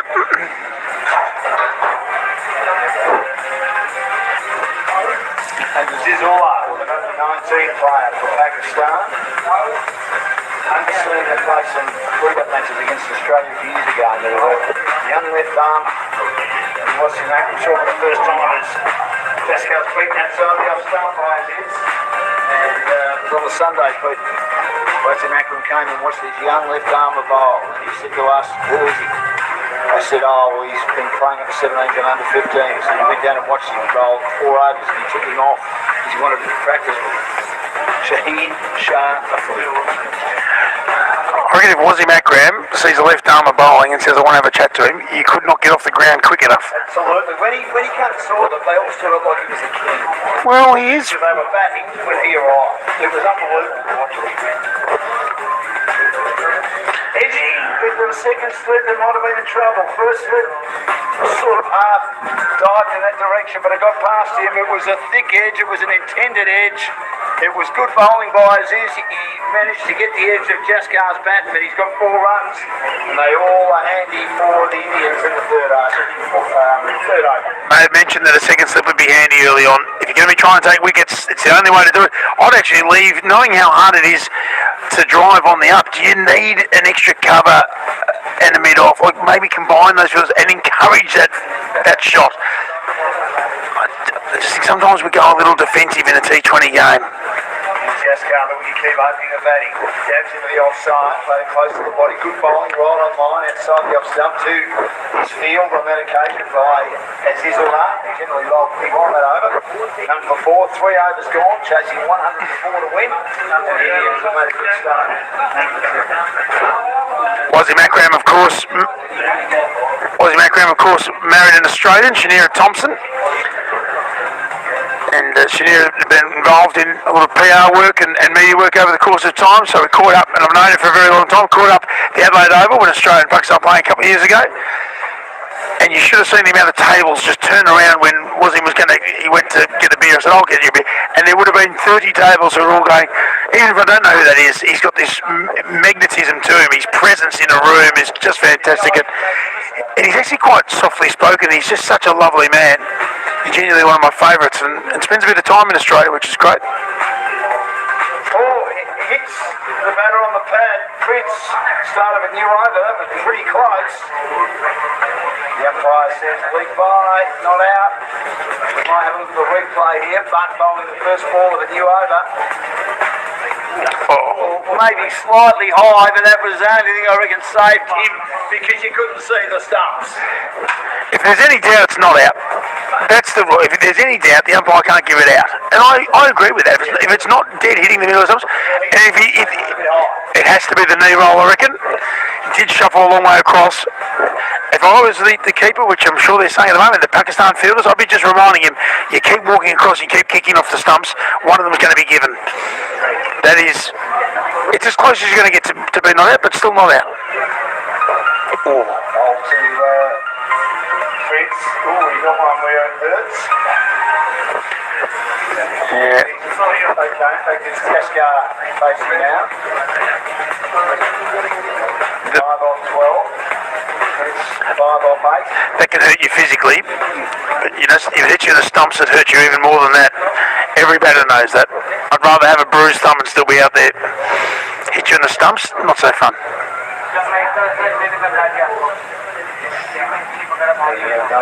Down the ground now, he is absolutely launched at that. Throwing the kitchen sink and everything else that exists in the kitchen at that one and got a boundary. Slightly over pitch, but it wasn't the worst ball you've ever seen, and he's just said, well, I'm going to have a crack. Jaskar, the wicket keeper, and he hits a magnificent boundary green here, who are now none for 15 in the fourth over, chasing a further 89 for victory. Probably didn't try to overhit it, which was good as well. He struck it beautifully and firmly. As soon as it went past mid-off, it was 4. And that's what we were saying in the Pakistan innings. You don't have to try and slay them here at Casey Fields. You just have to get it past, hit it and time it well enough, and it's a boundary. The outfield is absolutely light.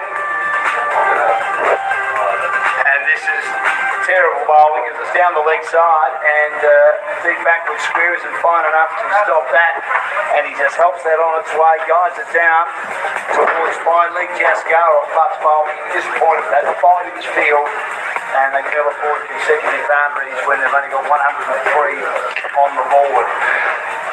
Yeah, it was just on the pads. That's money for Jam for an opener who just turns it around, and again, didn't try and overhit it, just nicely balanced. Batting is different than it used to be. It's not about where necessarily your feet position and your head position. It's just about being balanced and comfortable with your technique, and that was beautifully played. Drives the next one down the middle. Muhammad Amir is there. Those boots stand out like a carpet snake in a flower house. You know where he is. It's none for 20.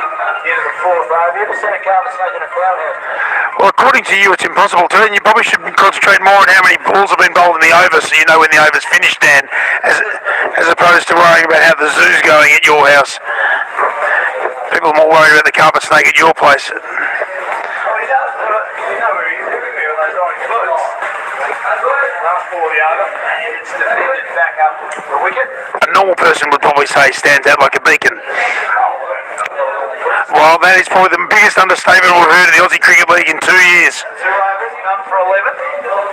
And it is none for 20 after 4. They need 84 to win. India after Pakistan were disappointing. It was 93, but they went a bit too long. The umpire gave them 4 mornings, and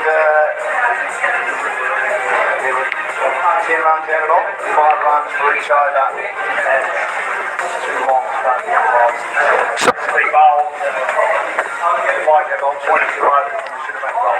And this is the difference in chasing as well. You know you've got a relatively small total that you're chasing. Pakistan were 2 for 23. They had more runs on the board, but they already lost a couple of wickets, and they consistently lost wickets throughout their innings, and that's how they never really got momentum. Whereas India here chasing, they know they don't have to compete with where Pakistan were. They just need to get to 104 before they're allotted 20 overs, and they're looking quite comfortable at the moment.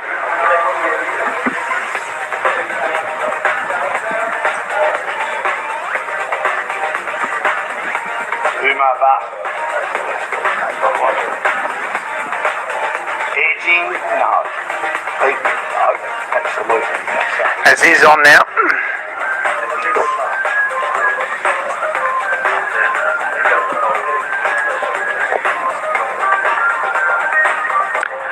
Zizalu bowled a good first over. He's got good pace with him. But you've seen quite a few quick bowlers here today. I'm enjoying the pace that both India and Pakistan have shown. I don't think it's. Trying a bit of the spinners as they did last year. This is gone full out pace so far. This is hit in the air and it will clear long on. That is an outstanding shot by Jaskar. A boundary just inside the rope it landed. Rolls into the rope before and long on. Magnificent stand and delivery blocked over the infield by big Jaskar Singh, the wicketkeeper. 18 off 17 now. That's a great shot. Very good shot. Was in the slot though. It's the first one we've seen in that really easily drivable sort of length. Too full on the stumps.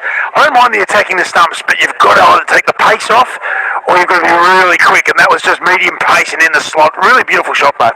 This is again, racing in, storming in, bowls again, opens the play, soft hands, works it down to Owen, who was involved in that last wicket partnership. These two overnight, we're at it. This is good batting.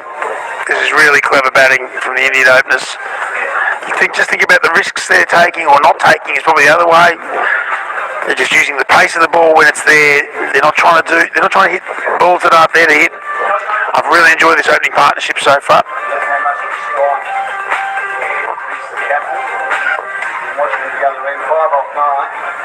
So ready again. He bowls. And if he caught down the leg side, he's been strangled down the leg side, he has. He's gone. And that might have a lot to do with the fact that he spent a lot of time on the non-strikers in and didn't get a chance to face enough deliveries, and the strangulation down the leg side is an unlucky way to go out. Important wicket for the Indian, for the Pakistanis. Maybe also an important wicket for India because they were going so well. 1 for 25, they could ill afford to lose. And Winston Park for 5 in the fifth over at 1 for 25, leading us through 79 to 1. I don't think that was down the leg side. I thought that was an inside edge. He was trying to glide that down. I look forward to seeing a replay there. Either way, it didn't move. It wasn't balanced at all. His head was away from where the ball was. We'll get a replay of that wicket shortly. It's a big wicket though. Let's have a look. He does shuffle across a lot though, doesn't he, Prince? We saw that early on with the LBW shout as well. Yeah, it was. It was in right. He took it down the leg side and took the base of the ground. Still inside edge, and they were up straight away. They knew it was an inside edge. But again, you're right, still shuffled across and then played away from his body. We talk about balance and we talk about positioning. You don't have to move your foot to the pitch of the ball and have the toe pointing to the cover. None of those teaching techniques, coaching techniques are used anymore. But you do have to balance when you play your shot, and you do have to make sure that if you're using your eye, that you know exactly where that's coming in. And it's well bowled from Aziz. He took a risk and he got the wicket. The captain's gone. 1 for 9. Sharad is at the crease now. Jaskar, and he defends. Nose over the ball, back up along the wicket, good bowl the outside the off-stump.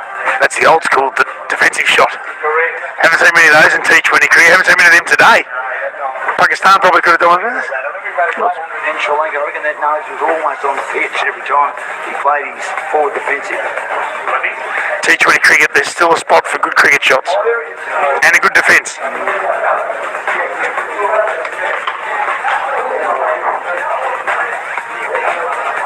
Unorthodox orthodoxy brings in bad habits, I reckon. Here's this again, Bowles. Ball hit on the pad. He's out. He's been given out. I wonder whether it was a little bit high. And he was looking to pull that on the onside. It wasn't the right shot to play. And he comes right across his stumps. And Sherrard is gone. And all of a sudden, you get 2 wickets in the 1 over. Well, there's 2 wickets in the 1 over. Pakistan get back in it for his ears. And he has the figures of 2 for 9. And India chasing 104 to win. Mountain getting a bit bigger, please. 2 for 25. It looked out live, I must say. It looked absolutely plumb. Let's have another look at it. As his was happy with his own work, he gave it, and the umpire agreed. The batsman's got his back to us. I wonder it was a little bit high. But anyway, the umpire's there. He took his time. He's very deliberate. His decision is given the decision he thought was right. And again, I reckon, when it comes to, I've done a lot of umpiring, as no doubt you have, when it comes to giving the LB, you probably have to find a reason not to give it out. He's obviously thought about it. No, I reckon it's hitting. I don't reckon it's high enough. So he's out.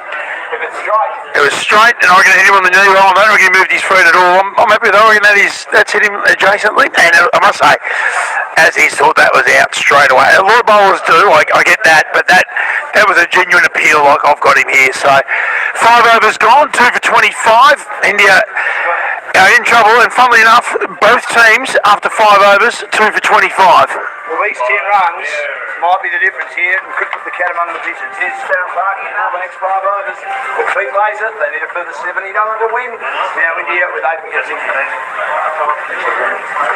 2 for 25. So as you mentioned, Pakistan were 2 for 23. India had the advantage of not having lost wickets. That's the equation has changed. Now it's identical after 5 overs. Yeah. Not that it matters. I think that is always a silly comparison, but from contextually when you're chasing, you can just see, okay, well you can either accelerate when you go or wickets in hand, whatever it happens to be. They've got one of the set players, the majority of the runs, is still there. Around 19, he's close to the strike. And he's on strike now, and that one jumped up at him. Up the shoulder, above the elbow, plays it down into the ground, survives, but nasty delivery.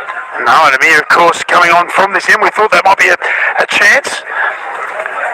He's faced 60% of the deliveries of this innings. It's funny how it's a quirk of cricket, isn't it, how that happens with openers. Sometimes you just find yourself on strike for longer periods of time.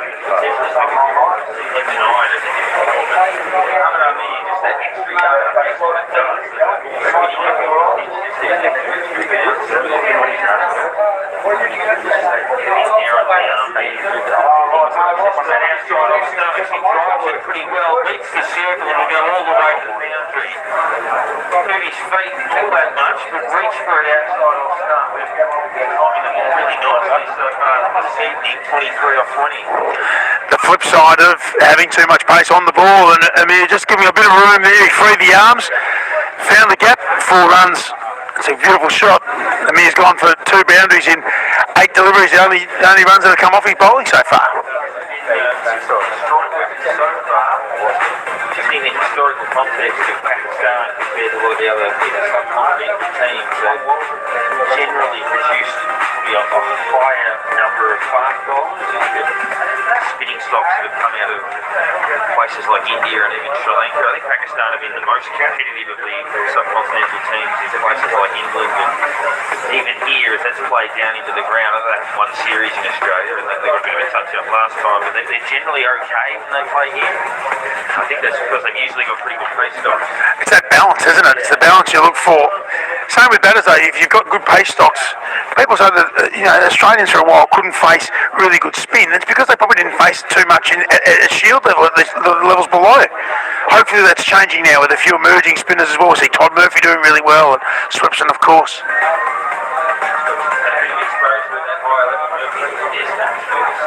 Some point, but far enough. Speaking about wickets in Australia, thinking about it and helped in that space where there weren't a lot of unique profiles anymore, like we were growing up in Sydney with Adelaide Oval, pretty good now with the drop-ins, a lot of similarity across the board. Adelaide Adelaide always had the that last day feel. Things would happen on the last day. So momentum in now. 4 balls into his second over. That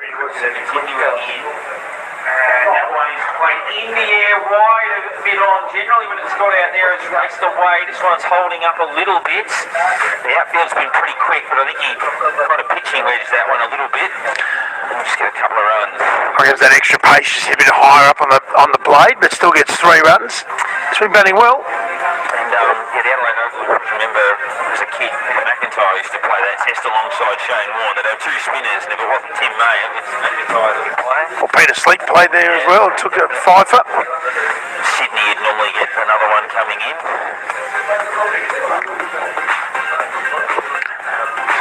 Some good batting here though. I think you need to consolidate after a couple of wickets in an over just to make sure that you keep the score ticking over. You keep trying to chase down this total of 104 to win. So here, continuing in, and another one getting some good bounce up above waist height, tucked off the pads nicely. And there'll be a first run there for Goroshi, get off the mark. And I guess the message for India would be you've got one guy here in Jaskar who's seeing him pretty well and he's set. You just need one player to go with him and you win. True, and I think it racing doesn't power play really gone now. So it'll be interesting to see what Pakistan do. What are their tactics around field placement? Everyone in, the 2 fielders allowed out for the first 6 overs, but they need to take wickets. If all of a sudden they push fielders back, they're going to lose those catches. So look, between the 33 or 6 to go, they're 5.5 and over. They need another wicket, get into the middle order, get into the lower order, and that's where you can really see the pressure build up in time. Problem at the moment, they've got all the time in the world. Yeah, the tactical challenge of got to get wickets, don't have many runs to play with, balance of attack and defence. Obviously they've got to attack, they're not going to bowl 20 overs and have them under the target. You wouldn't think. Cricket is a funny... It is. I mean, obviously Pakistan batted the 20. We didn't think they would. They actually got through to the end, 9 down.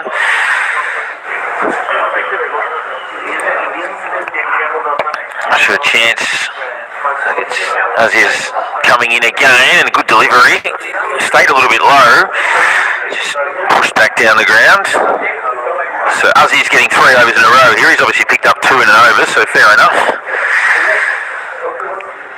I don't mind those tactics either. I never quite understand. Again, they've got to take this game as long as they can, so I do understand that part of it. Get the wickets up front, get them early, and they can just get one more breakthrough here. He can't. He does balance out the game. You can't save him for later because there might not be a later, so you've got to strike. Still another 71 for India again. That's a good delivery. Just ripped that through him, bowling with really good pace. His tail's up after getting the double breakthrough in the previous. What is it about quick bowlers that all of a sudden they take a wicket or 2 and they seem like they're Superman, yeah. Well, they might be coming to the end of a spell and they get a wicket and they're fresh as a daisy for an 8th or 9th over in a test match spell.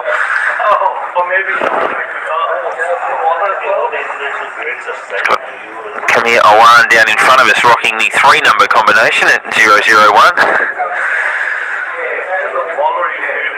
So Aziz in again from the Cranbourne end, and that one's played in the air and caught really well low to the ground. Diving forward there, it was Salman Afridi who took the catch, and it's a big wicket. The umpires are just checking here just to make sure. Yeah, the batsman hasn't walked. It's carried. You can't always tell when you're... Yeah, just got the nod. Yeah, I was going to say, you can't always tell when you're the fielder. But he knew that he had his hands underneath it. It was all he needed. I think the umpire just walked over to the square leg and said, that carrying, he got the nod, stuck the finger up, and off he goes. So that's a big breakthrough. 3 wickets in, that'll be 9 balls, I think, for Aziz. He's got 3 for 9. And that's really good captaincy as well. Stay on for another over. He took 2 wickets in his last over. When your tail's up, we were saying, it's not just necessarily about the pace, it's about a bit of confidence. Knows that he's hunting wickets. And to get a 3rd wicket, Perigord gone for 1. 3 for 33 now in the 7th over. This is genuinely game on. It certainly is. These low targets, it's a funny thing, and even psychologically for Pakistan to have that target, just lift over 100, they would have got into the dugout, would have been told they got the bonus. They would have been buoyed by the last wicket partnership, which got them somewhat back in the game. And now this innings is following a similar profile. India losing wickets at regular intervals. Obviously, Jaskaran remains there and looks really comfortable. Just got to find someone to go with him. Will it be Nikhil Chowdhury who's come in at 5, 3 for 33. Really good comeback here as making sure that this game is going to be a contest. And there's a good crowd here that's built at Casey Fields. Predominantly Indian crowd, I probably think, but at the moment they've been silenced. And it's just played with soft hands, a bit of a mix-up between the two batsmen, but and it was a man who took that blinder, Afridi, a moment ago, that was ready to pounce, but they scamper back. We talk about bowlers when they get their back, they get a wicket, and all of a sudden they're a bit quicker and they've got that shoulders back and away they go. Fielders are the same. He was commando rolling, he was ready to jaunty roads to the stumps there. Jonty, who I think is in Australia at the moment, he's got a coaching role, I think, within the South African setup. He was coaching someone else, I think, previously, maybe Ireland in the T20 World Cup. And that's hit in the air, but creamed it straight out of the blade. He just admired his work. He stood there, did not move a muscle. And just said, that is lovely. He looked as happy with himself as Dan Lonigan after one of his bizarre sayings. A great shot over line. What a beautiful time of the ball. Still trying to... I was lost with the carpet snake one. Carpet snake in the, what was it, Dan? In a foul house. What is a foul? Oh, a foul house in the birds. Yeah, I got you. Yeah, in the chook shed. Probably doesn't need more airtime. Yeah, that's probably fair to say. That's a beautiful shot, though, from Chowdhury. Second ball just lofts him over mid-on. That's a very nonchalant way to walk to the crease and get off the mark, and he plays the next one. Soft hands close to the body, doesn't go far. And the over is completed. Aziz's 3 overs down, 3 for 13. He's been the destroyer for Pakistan. And now, tactically, what do? They swung Amir around to this end. Did he get another one? Do they save him up? Do we see some spin? I think we're going to see some spin here. Just need to change it up a little bit. Can't let the batters get into any sort of rhythm at the moment. So I like the change, and also keep moving. Have an over down the track. I think that's not bad, but don't leave it too late. As you said, too late will be too late. I reckon Muhammad Amir's just gone in there and said, no, I'm having another one. And as you said, if he says something, you generally listen. That's exactly what's happened there. Yeah. They were pushing the field out, and they got and he said, I want another one, and here he is. So a deep backward square long on the leg side. I reckon this could be either this is going to be very full or very short. Yeah, he just that extra yard. He just rushes you. We've seen him decimate Australian and English top orders at Test level. And another goes out the leg side. So there's no one inside the circle on the leg side. So I don't think he's going to get anything just to turn off the hip. Let's put it that way. No. Which gives the batsman something to think about here. 67 runs required from here to win, and that's short and just drop down into the offside, and they'll pick up. They run the first strongly, but there won't be a second.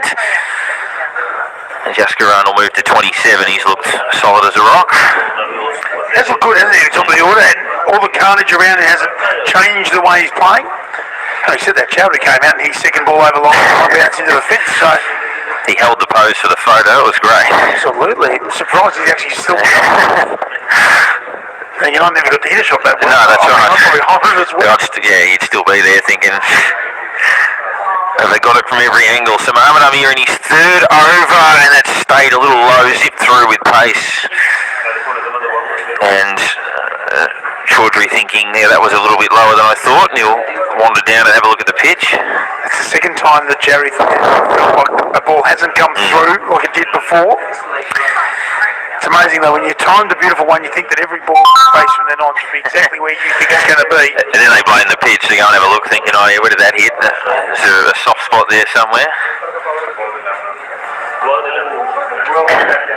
I think that Amir's going to attack the stumps here. So can he get one through? And really put Pakistan in the contest. That's defended right off the middle of the bat. That was good, confident defence, no run. So going around the wicket with this field, like you look back and you go deep backward square, deep mid wicket, deep long on. He knows exactly what he's trying to execute here. He's just trying to sneak one through the defences of Chowdhury. Maybe invite him to play those shots down the ground if it's a bit fuller. Yeah, that driving on the up's been a problem. The cricket shorter one up his sleeve. Here the lefty around the wicket, and that did beat him for pace. And he goes for a little bit of a wander there. That's got him right in the midriff. Cameron Akmal thinks that's the funniest thing he's ever seen because it's not happening to him. That's right. Rubbing the, I don't know if he's got a chest guard in there, but if he doesn't, he'll wish he did. He's just feeling in there under the ribs. Because Cameron Akmal's a little man, that would have probably knocked his helmet off. Probably still have a smile on his face though. That's right. He plays cricket with a smile on his face. That certainly wouldn't have got Akmal in the ribs, that's for sure. Mohammad Amir, that's the pace that he can generate. He softened him up, but it didn't matter as he goes high over the offside and picks up a couple. Cherry does have the look about him that every ball he's looking to hit boundaries and score the runs here himself. Just taking a bit of ownership here. Yeah, my God. So he smoked that first one, and I think he thinks, well, I'm on. So it's a good contest, although now it's Jaskaran versus Mohammad Amir, so that's an important little contest to end the over. And he came down the track and then adjusted the shot late and just glanced it down to third, picks up a single to end the 8th over, just 3 runs from it, 3 singles, 3 for 40 off 8, and I think Pakistan were very, very similar.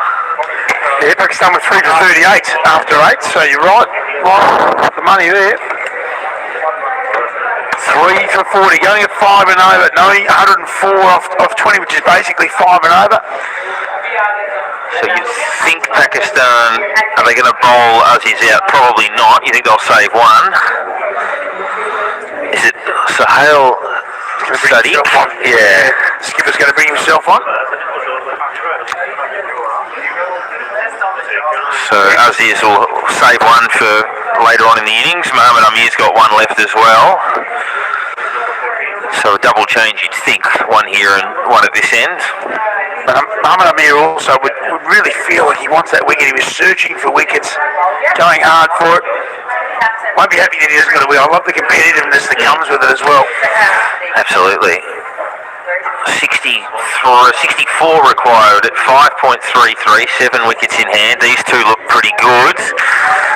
So this shaping is a pretty important partnership. One well-set batsman and one that's middled a few in his first 7 deliveries and looks on.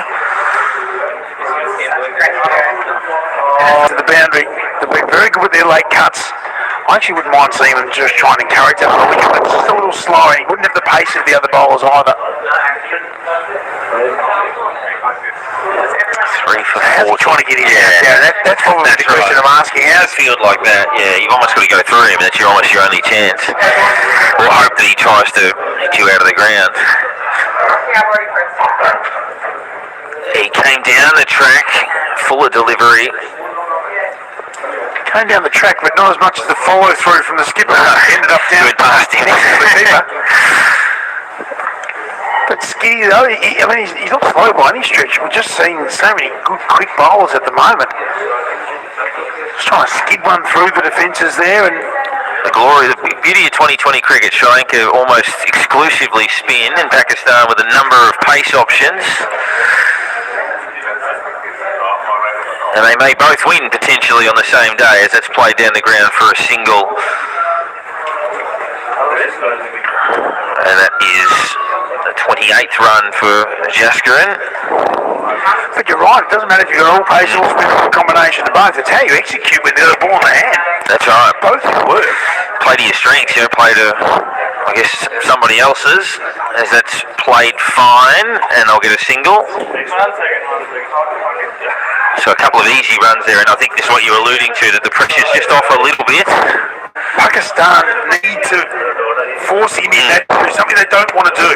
Yeah. At the moment, they're just batting how they want. And if they're going to win this game, they've got to defend 103, and that's easy to do.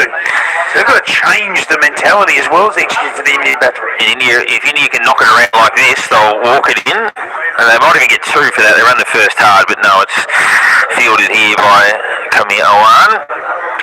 But 1-1-1, very easy pickings at the minute. India will take a picket fence in every over.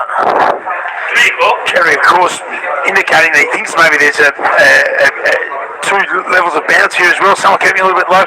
Put the slip in, make that decision. And that one's jammed down again to third man, and they can just walk down for another single. So a bit of a pressure release. And of course, Sahil Sadi can't really complain about the field because he's putting it together. And now they need 61 from 67. It's pushing it round. It's been quite comfortable. Yeah. Now they're playing. They're going to do it. He's at this rate. That's a fuller ball which is played back to the bowler on the bounce. Sahil takes it in the follow through. So probably a couple elements in it is not just the runs that they're accumulating and getting those singles so easily. There's also the comfortability they've got of batting out there. And the longer they spend out there, the more comfortable they're going to be. And they're going to pick up on those really bad balls, which are inevitably happening in all forms of cricket, and find the boundary of those as well. So the equation becomes easier and easier as they go. Yes, Pakistan are taking the game a bit longer. Without taking wickets or look like they're taking wickets or showing their intent to take wickets, I can't see how they're going to get in front in the game. As he's been searching for wickets, got them some good catching, some good fielding and field placements as well. That's what I'd like to see just a little bit more of. It doesn't always have to be aggressive field placement. What are you doing to change their mentality of You've got to be a bit inventive here, as we just saw Jaskaran change bats there at the end of the 9th over. Just had the 12th man or one of the non-players come out and brought 3 bats out. He picked the one he liked, and so he's got the new blade. He's at the non-strikers end at the moment. It looks like we've got forward Maluk coming into the attack.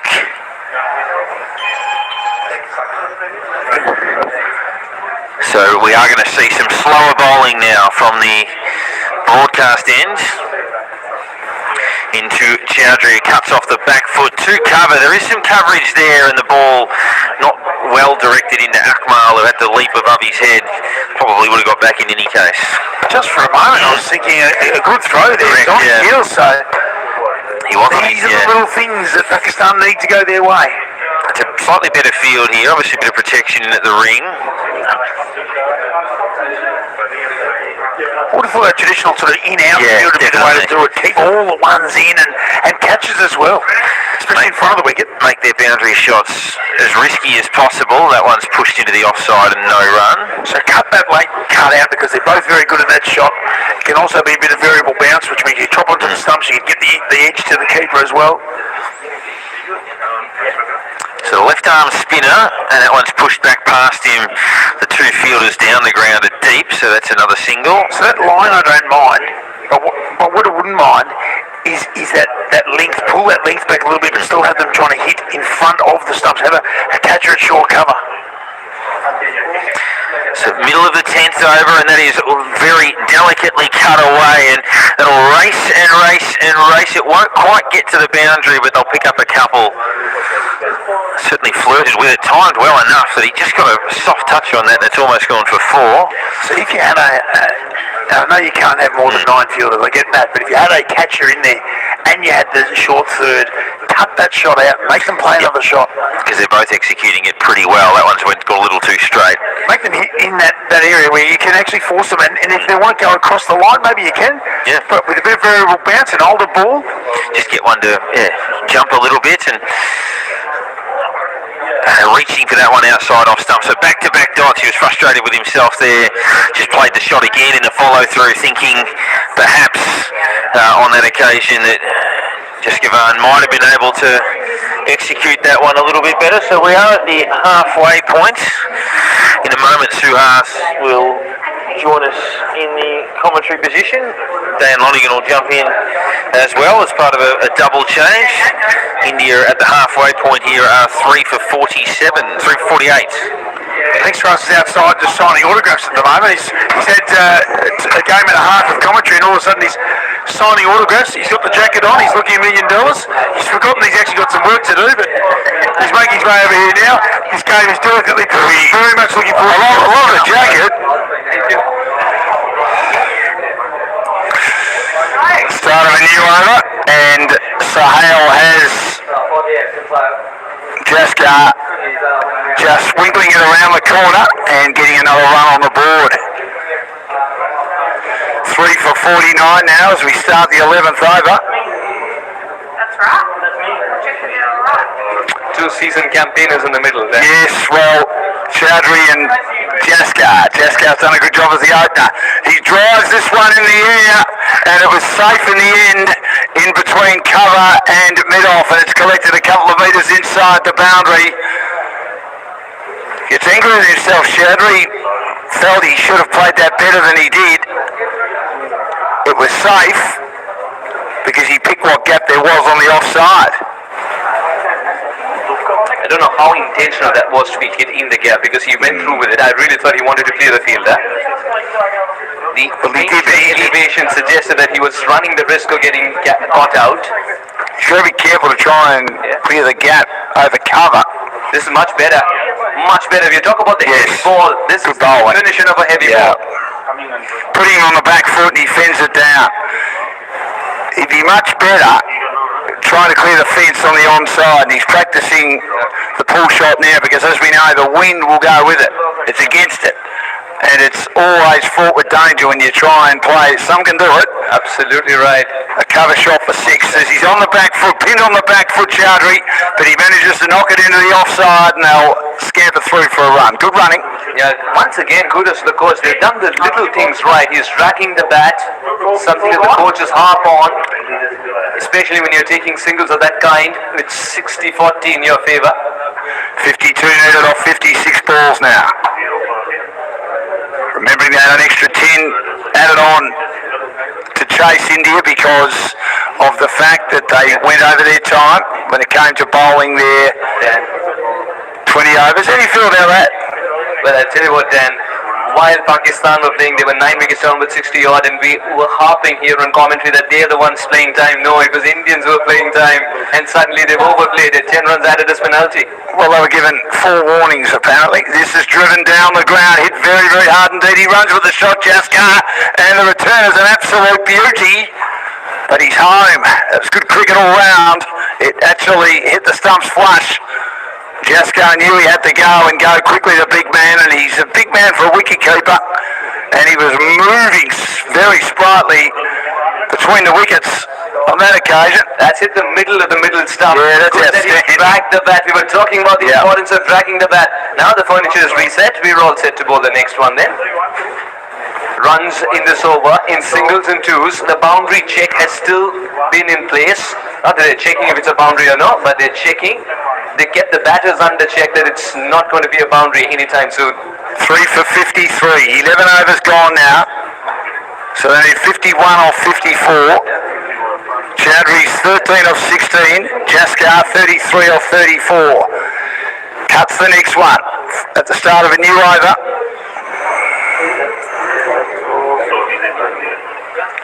Farwood Maluk, who is the best batter by a country mile for the Pakistanis.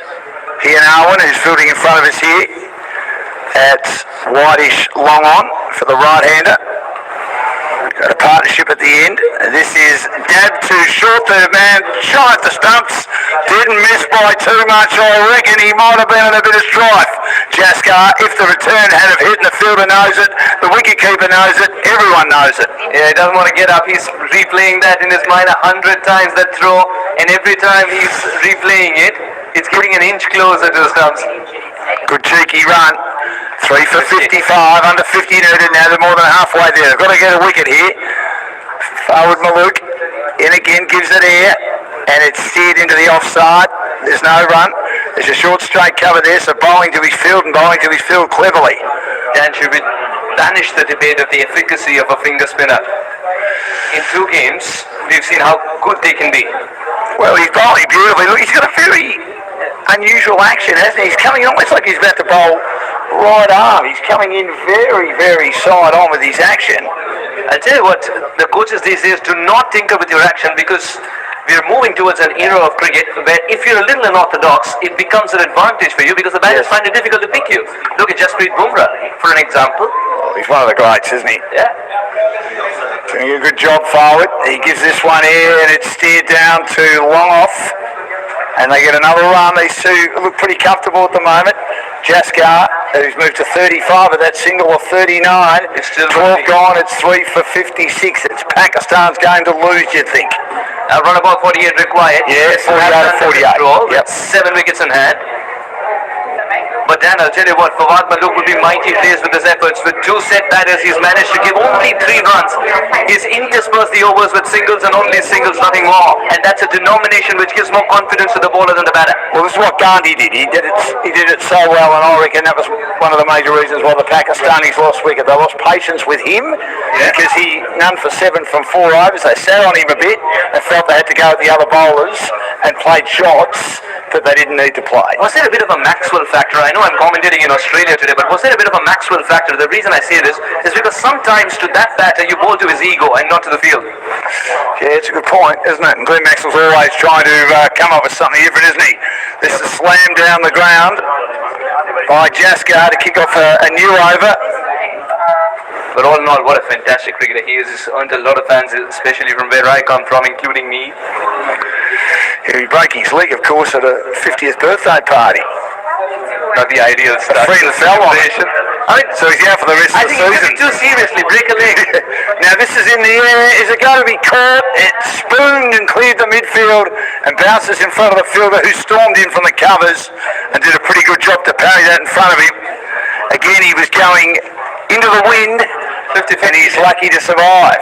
Yeah, Jaskuran Singh be thanking his stars. This 9 out of 10 times could have been taken with the sun right in his eyes, even though he's wearing protection. This one really, really dipped in front of him. Otherwise, would have been enticed. Would have been enticed to put in that dive at some stage. Raja's done well so far. This is This time it's in the gap. square driven into the offside. He's been kept busy here. Once towards his left, Yes. once towards his right. The ball's just dipping in front of him more often than not. I think so. He's Yes, Bell. shooting Yep. about 10 yards inside the circle. Well, he's been a bit unlucky, hasn't he? Nice square drive. His partnership continues. It's that time of the day when you feel as fielders, the sun is a bit unforgiving in certain places. And it's starting to set a bit. This is a ball on leg stump and it's whipped away through to deep mid-wicket. The runs are coming a little bit too easily at the moment. Yeah, India milking the bowling, Dan. India milking the bowling with minimum risk after that shot, which was almost a wicket. Sohail just bowling too much on the leg stump or over pitching. He's in again and that one took off a bit through the wicket keeper. And that absolutely had Chowdhury in a bit of trouble there. Is he probably at the very last minute might have dropped the hands on the bat and just withdrew. It was a beautiful delivery, short of a length. Have a look at it. As Cameron Akmal took that well in front of his face. Look no further if you're looking for the ball of the day. That was an absolute jaffa. He's in again. He's on the back foot. He pushes through backward point again. Was better prepared to negotiate this one, which was similar length, Dan. 13 gone, 62 for 3. So they need another 42 or 42. A run a ball. Do you think it's simple? Jaskar 39 or 42, and he took a number of catches as well behind the stumps. He must be a candidate for man of the match, particularly if he gets his team over the half century. Would be the highest score of the day. We saw Mahodi, who won the man of the match and bowled well for Sri Lanka in their 15-run win over Australia. They made 131, Australia made 116. Have you put the mockers on now? Oh, I'll put the mockers on everyone. The commentator's curse, Sue Haas. Did he say hi to you before the game? Yeah. Well, he did actually. Yeah, he definitely. As I was talking to Tess Gandhi, he's due in next. I thought he might have come in now. He's such a good batter as well. All right, you know the ritual in ACL. He's forward. Just gets it past the fielder at short cover. That was in the air.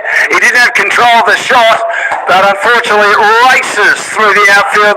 There was protection out there, but there was nothing the deep cover fielder could do. It was a bit streaky, but in the end it gets 4 runs, and it's all going India's way as Chowdhury moves to 20 off 21. These are the little things that Fawad Malook wants to go his way. Half an opportunity that's been converted into a boundary, adding injury or insult to injury.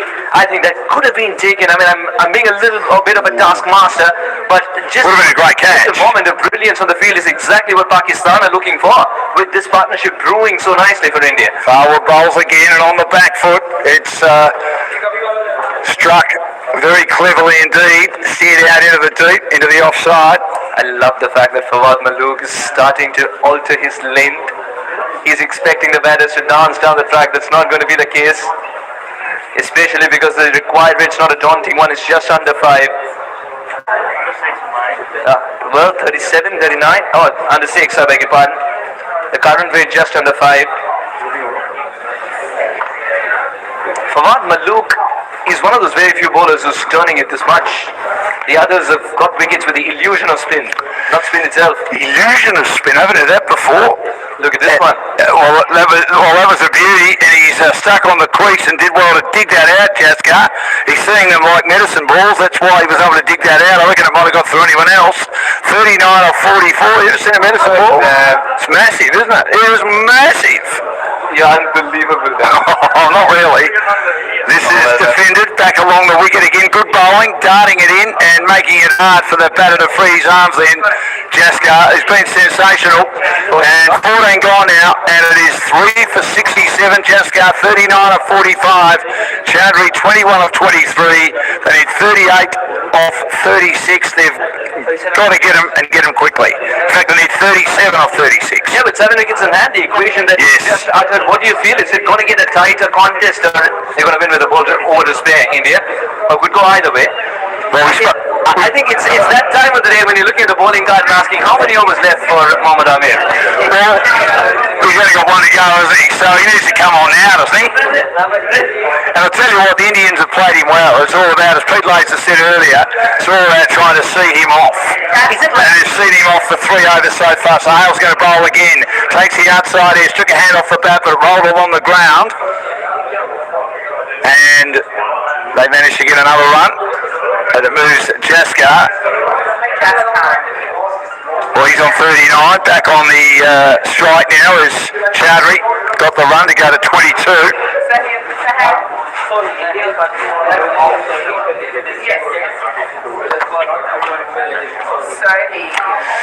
Oh, and again, this has got a very thick edge, and I think it's beaten the fielder, who's the third man, is 2 square. It's gone fine. It races away, took the bottom of the bat, and they can't take it. Trick the Pakistanis, especially the captain, Sahel. And Jaskar gets a boundary along the ground, pretty safe.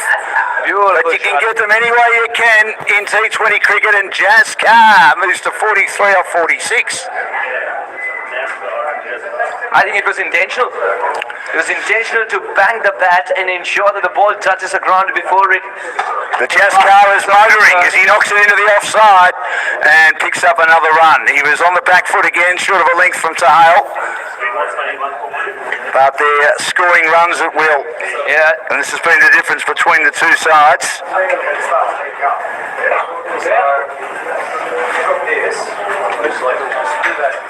6 of the first 3. Good start for India as far as this over is concerned. Equation under control. Sahel in again bowls, and it's a Yorker length ball that's turned down to the onside for 1. He placed it pretty well. They thought about 2 as they showed a lot of intent in running between the wickets, but the fielder got onto it pretty quickly as well. So they keep turning the strike over. Chowdhury has 23 off 25. Jaskar has 44 off 47. 2 balls remaining in the 15th over, and it's getting tougher again for the Pakistanis. 30 required by India for a victory here. Here's Sahel in again. He bowls, and this is swung away with the wind. Bang! Over deep backward square for 6. Beautiful swipe. Beautiful swipe by Jaskar, and he brings up the first half century of the tournament. What a magnificent shot that is, and that might be the shot of the day. He just swiped that away from middle stump, and he played that with so much disdain, Sahel cannot believe it. 50 off 48. The ways of getting to a half century, none more dominating than this one. The replays will suggest His figure's there was a sense expensive. of ease and elegance, and puts this one away, and then the wind carried itself almost as if the piece of leather grew wings. Here's Sahale again, bowls. He turns it into the offside, or plays it into the offside, driving it fluently. Got a good delivery. Sahale finishing off nicely. It was a Yorker length ball right on off stump, and all he could do was play it into the offside. But he can do that, treat it with respect. Yeah, but they've got 5 overs remaining. Only need 24 to win the game, India. See you tomorrow.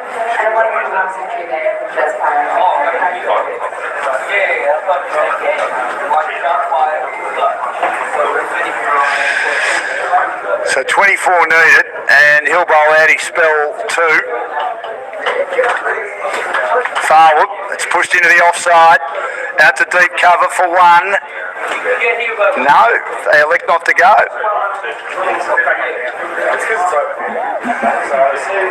Now the cushion for Maluk is reduced considerably after the beating in the previous over, and now the plans would also change. Fawad Maluk, can he pick up a wicket at this stage? That's the only thing that can keep Pakistan interested and in this game as well. They got to gain a few inches. They did get a run, they thought about 2. This one's given air, and it's driven down the ground again by the in-form man. He's batted pretty well today. Ever since Jaskaran's kicked into the next gear, Nikhil Chaudhary has been quite considerate and comfortable playing the second fiddle. Oh, that's exactly right. He's on the back foot now, Chaudhary, and he chops it away out to deep cover. Again, he used the crease, as you said earlier on. Suhas, the ability to just use the crease, get a delivery that's back of the length from the spinner. He's bowled tidily, figures none for 14. Batted okay too. Forward Maluk made 34 and his team's total of 93. An extra 10 runs at it as he was about to bowl and didn't deliver. Don't know if he lost his footing on that occasion or wanted to see if the batter's doing something different. Again, a good delivery. Yeah. Straight down the ground, work to do. We'll keep it down to a single. The second is going to be very risky, even though the throw is wayward, because the situation doesn't demand a cheeky second. 3 for 84, they need 20, and there's 26 balls left. There's side-on action again. Forward Maluk defending from the crease, and they can do that. Chaudhary 25 off 28 now as he defended that and didn't score. Jaskar has 52 off 51. 20 or 25, this game can still turn. Oh. Depends on how deep they want to get it. Oh, this is for LBW, plays across the line. Where did it hit? Well, he's rubbing his chest, of course, but he was down on one knee. Do you reckon they could have taken the crown of the stumps? Oh, close call. It was across the line, wasn't it? It was across the line, so I'm not sure.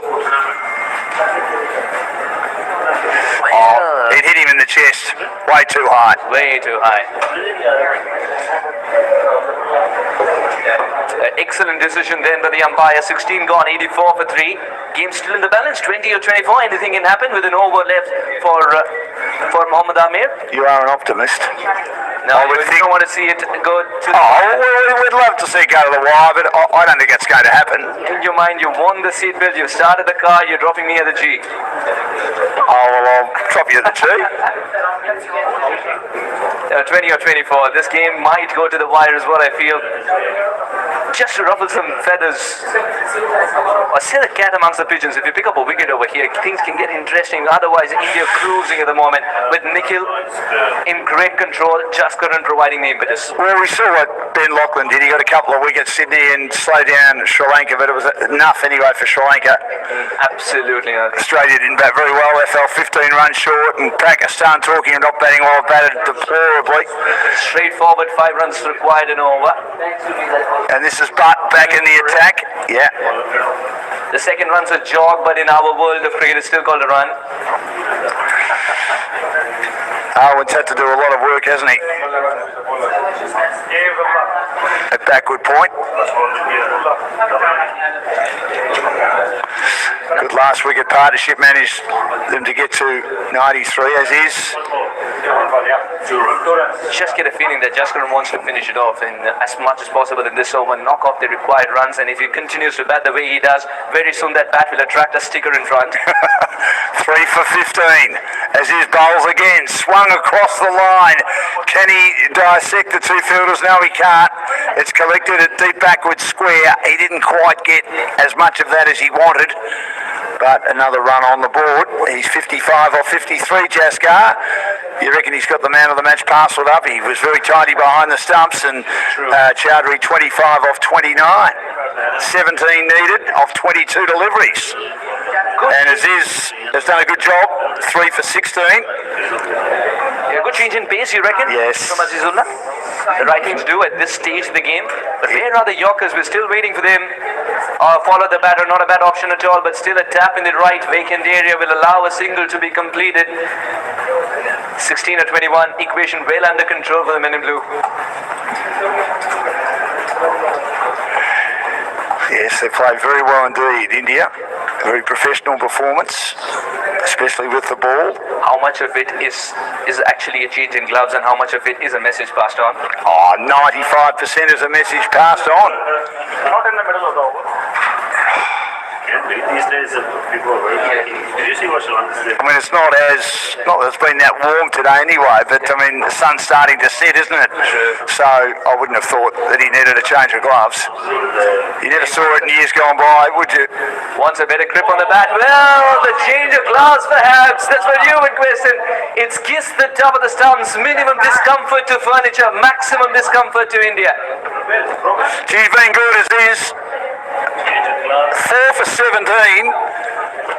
He's in the conversation for man of the match, even though I think his team will be well beaten.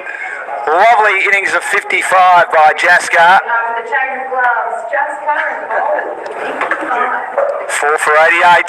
It was a great innings, but he played across the line here. Good straight delivery. He has been storming in magnificently tonight as is. He gave himself a little bit of room, and it was gun barrel straight. He's got the result. The bails are a puzzle right now. The bails are broken. And that's exactly why Heading to the crease is our additional umpire is delivering the bails to the on-field umpires. Aziz has done really well. He's kept his calm.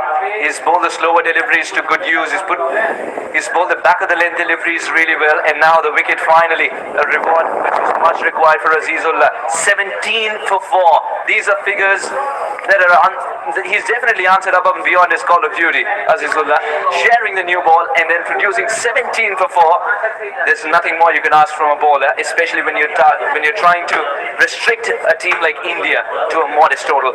If my memory serves me right, Vishal did a pretty good job last year for the Indians in a couple of matches. I think in the match they played Australia, where they lost a lot of early wickets, like Pakistan today, managed to get them past 100 and then defend that.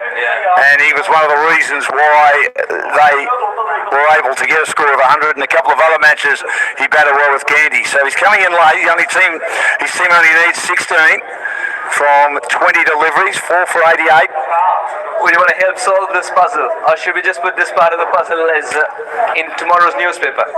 So the bowl's been busted. The middle stump's missing. The middle stump's been broken. The middle stump's broken as well.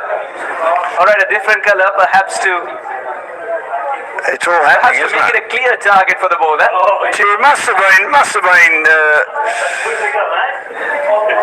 a fierce delivery. I've never seen that before. All right, 4 runs on the over and a wicket. He's pulled it back nicely, Azizullah, but he's got to close it out well and leave enough of a cushion for Mohammad Amir to try and make a game out of this. India lack a little bit of momentum with Jaskaran walking back, but still the equation's under control. Only dot balls on either side can set the cat amongst the pigeons here. Albir joins Nikhil. I would have put Mohammad Amir on a little bit earlier than I have. Looking at the stump here, it's been split. It's all over red ray. It can be used for firewood in the winter, or even in the Australian summer, which has been pretty cold. Last Wednesday, I think it was about 12 degrees before you arrived. 16 needed off 20 deliveries. A little bit of a break. The lights are on here at Cranbourne and everyone's home. And Azizullah 4 for 17. Has taken all 4 wickets. Slower delivery coming up perhaps, or is he going to be steaming it? Or a good delivery. That additional bit of bounce again to be negotiated. That's a good delivery for a batter playing his first. Well, he was on the back foot and he defended it nicely. So it's 4 for 88. 1 ball remaining in the 17th. Might go down to the wire yet. The light beginning to fade. That's why the lights are on. Absolutely love this fight from Pakistan, and this is that time of the day where the batters' pupils need to be opened up a little more. They've got to adjust to the artificial light coming in as well. The sun is bidding goodbye. Doesn't score. A good bowling, defending into the offside. Great way to finish his spell, just bowling beautiful outside the off stump, bowling to his field.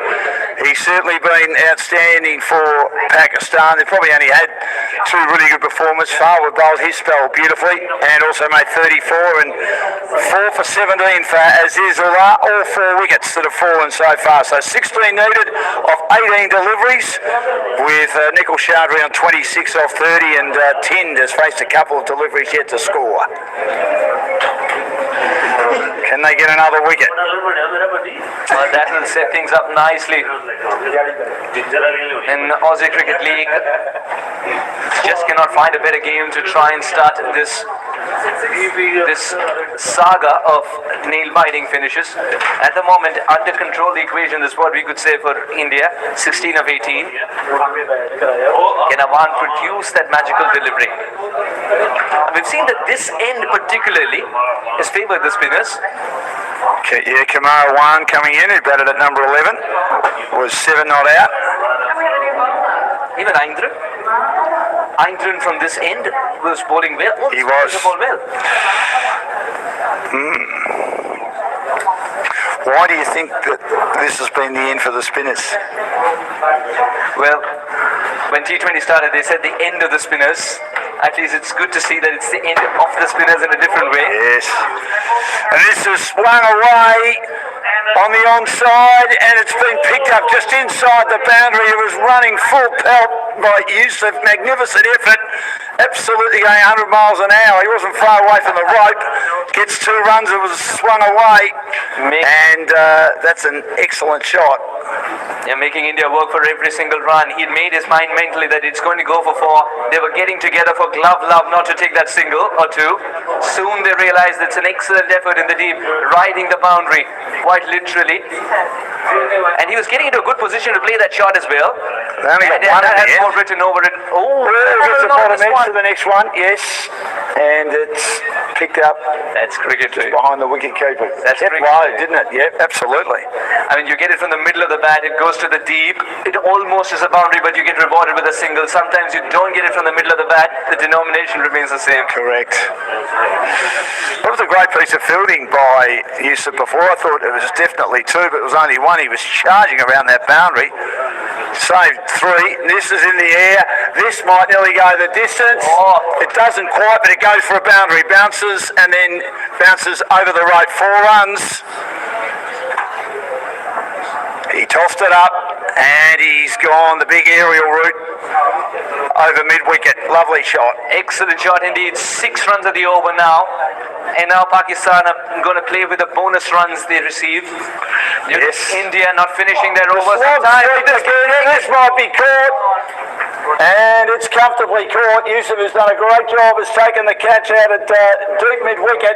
Of course, if it was at the other side of the ground, there's absolutely no dramas about it going for 6. But again, into the breeze, as it happened last year, Yusuf has taken an excellent catch in front of the 2 teams' dugouts. And he made that look simple too, like shelling peas. 5 for 94, and we're in the 18th over.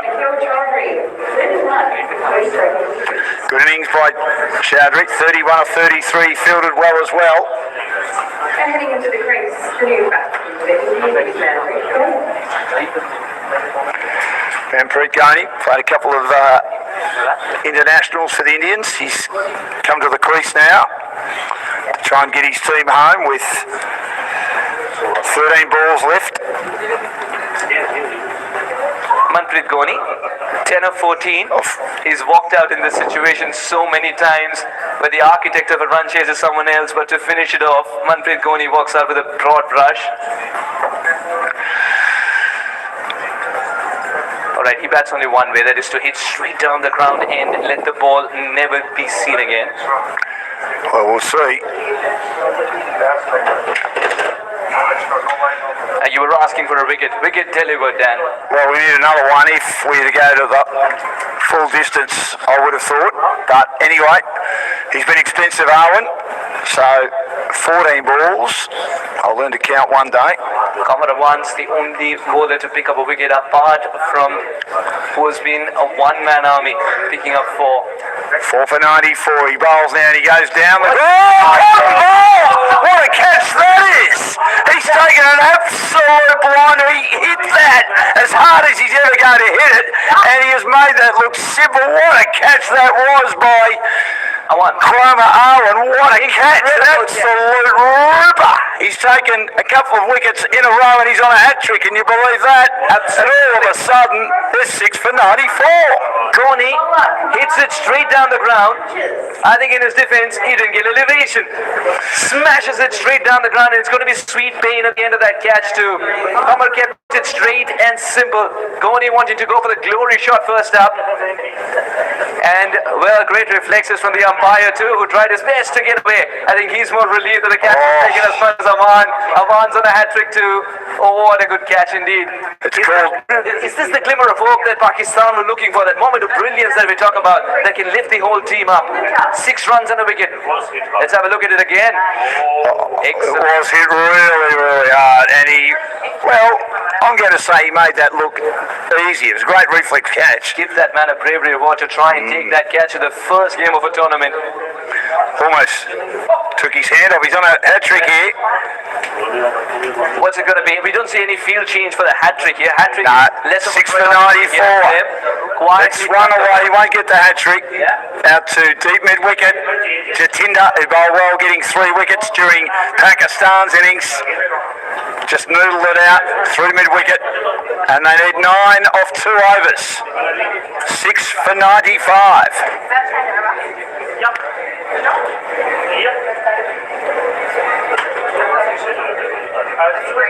10 and Jatinder at the crease.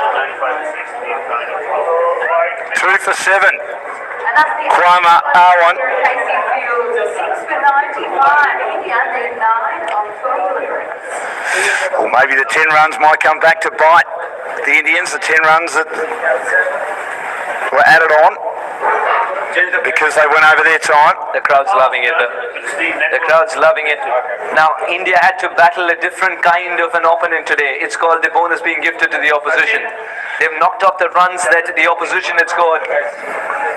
Now they've got to knock off 10. Mohammed Amir. 9 rather. Mohammad Amir. Second last over. Yorker coming up a no. Dan. Let's see what happens. Ooh, good delivery. He just elected to leave that at the last minute, just moving it away a little bit.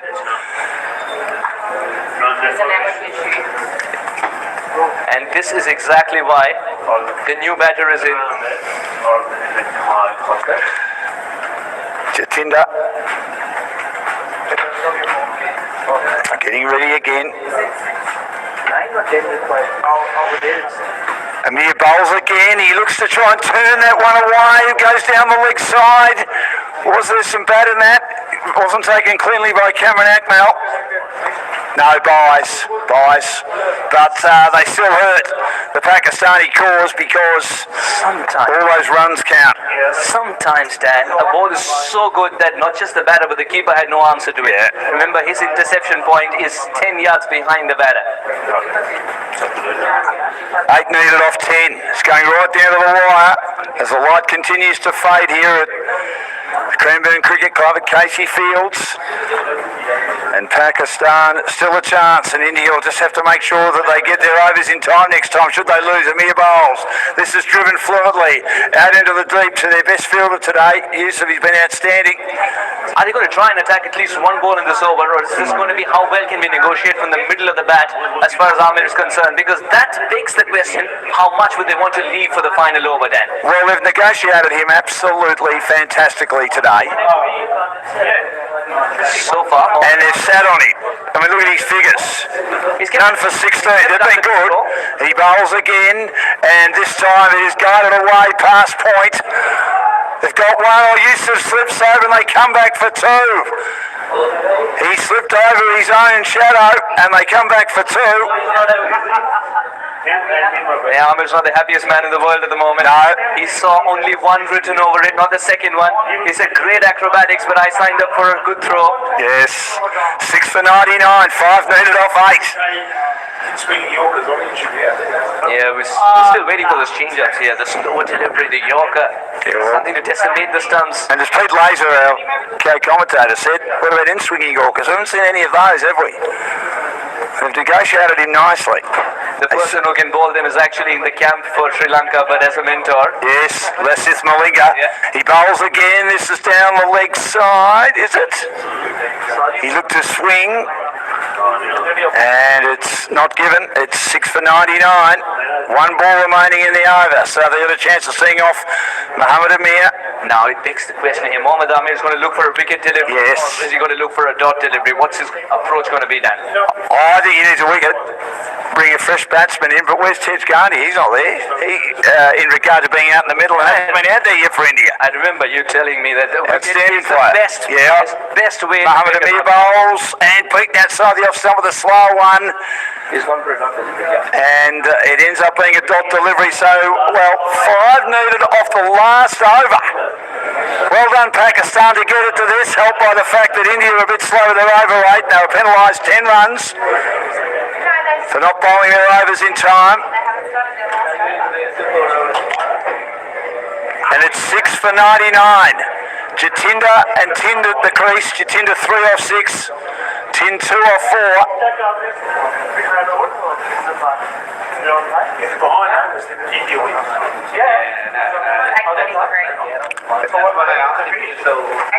They should have started the final over before 8:30.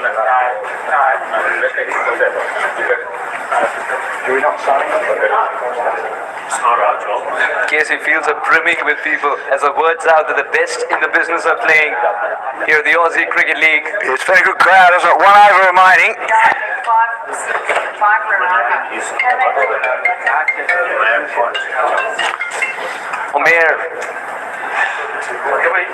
Omer, what is his cushion? 4 runs.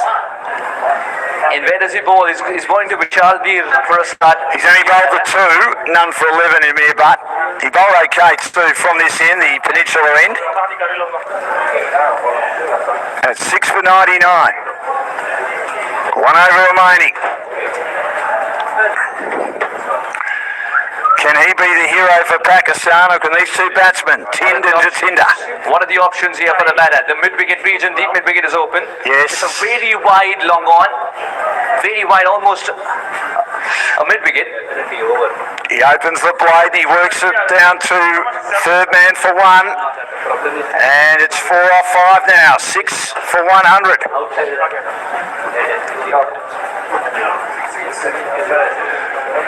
Both batters on 3. Jatinder on strike now. Took 3 wickets with the ball earlier today. Been one of the stars for the Indians.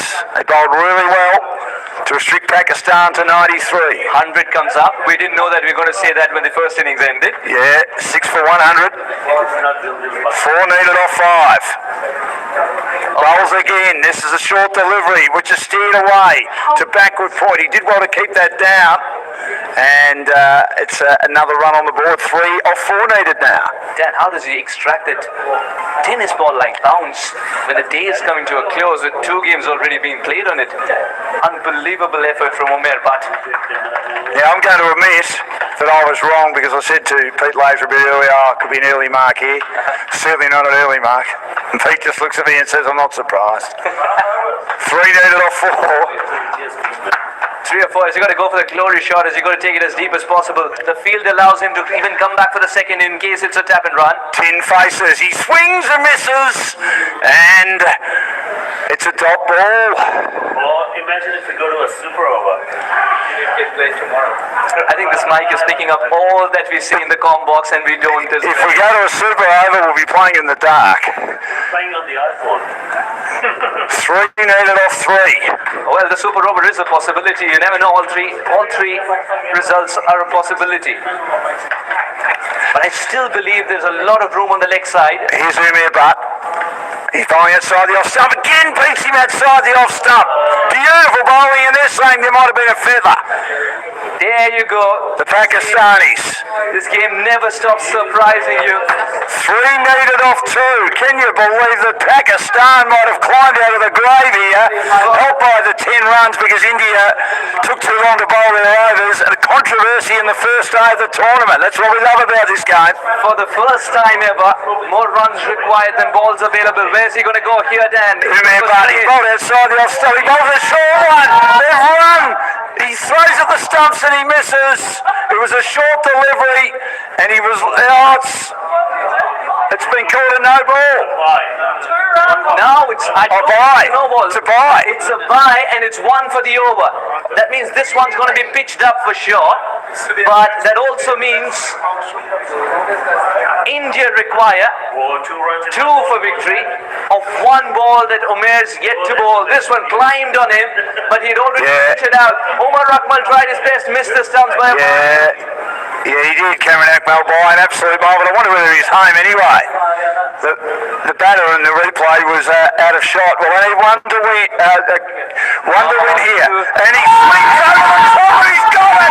What a shot that is! And the Indians get the job done with the final ball of the match, and it took something special. It took an absolute swipe over the cover region, the 6, and the Indians get home off the last ball. And Jatinder says, "How do you like them apples?" They're home, the Indians. Jatinder Singh's wondering, he's asking the world, what was the fuss all about?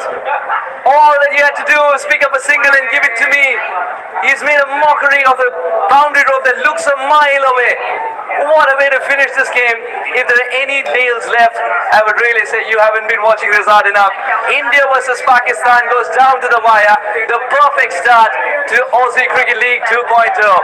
Yeah, absolutely fantastic game of cricket. And well done to the Pakistanis to push India all the way. The 10-run penalty certainly helped them.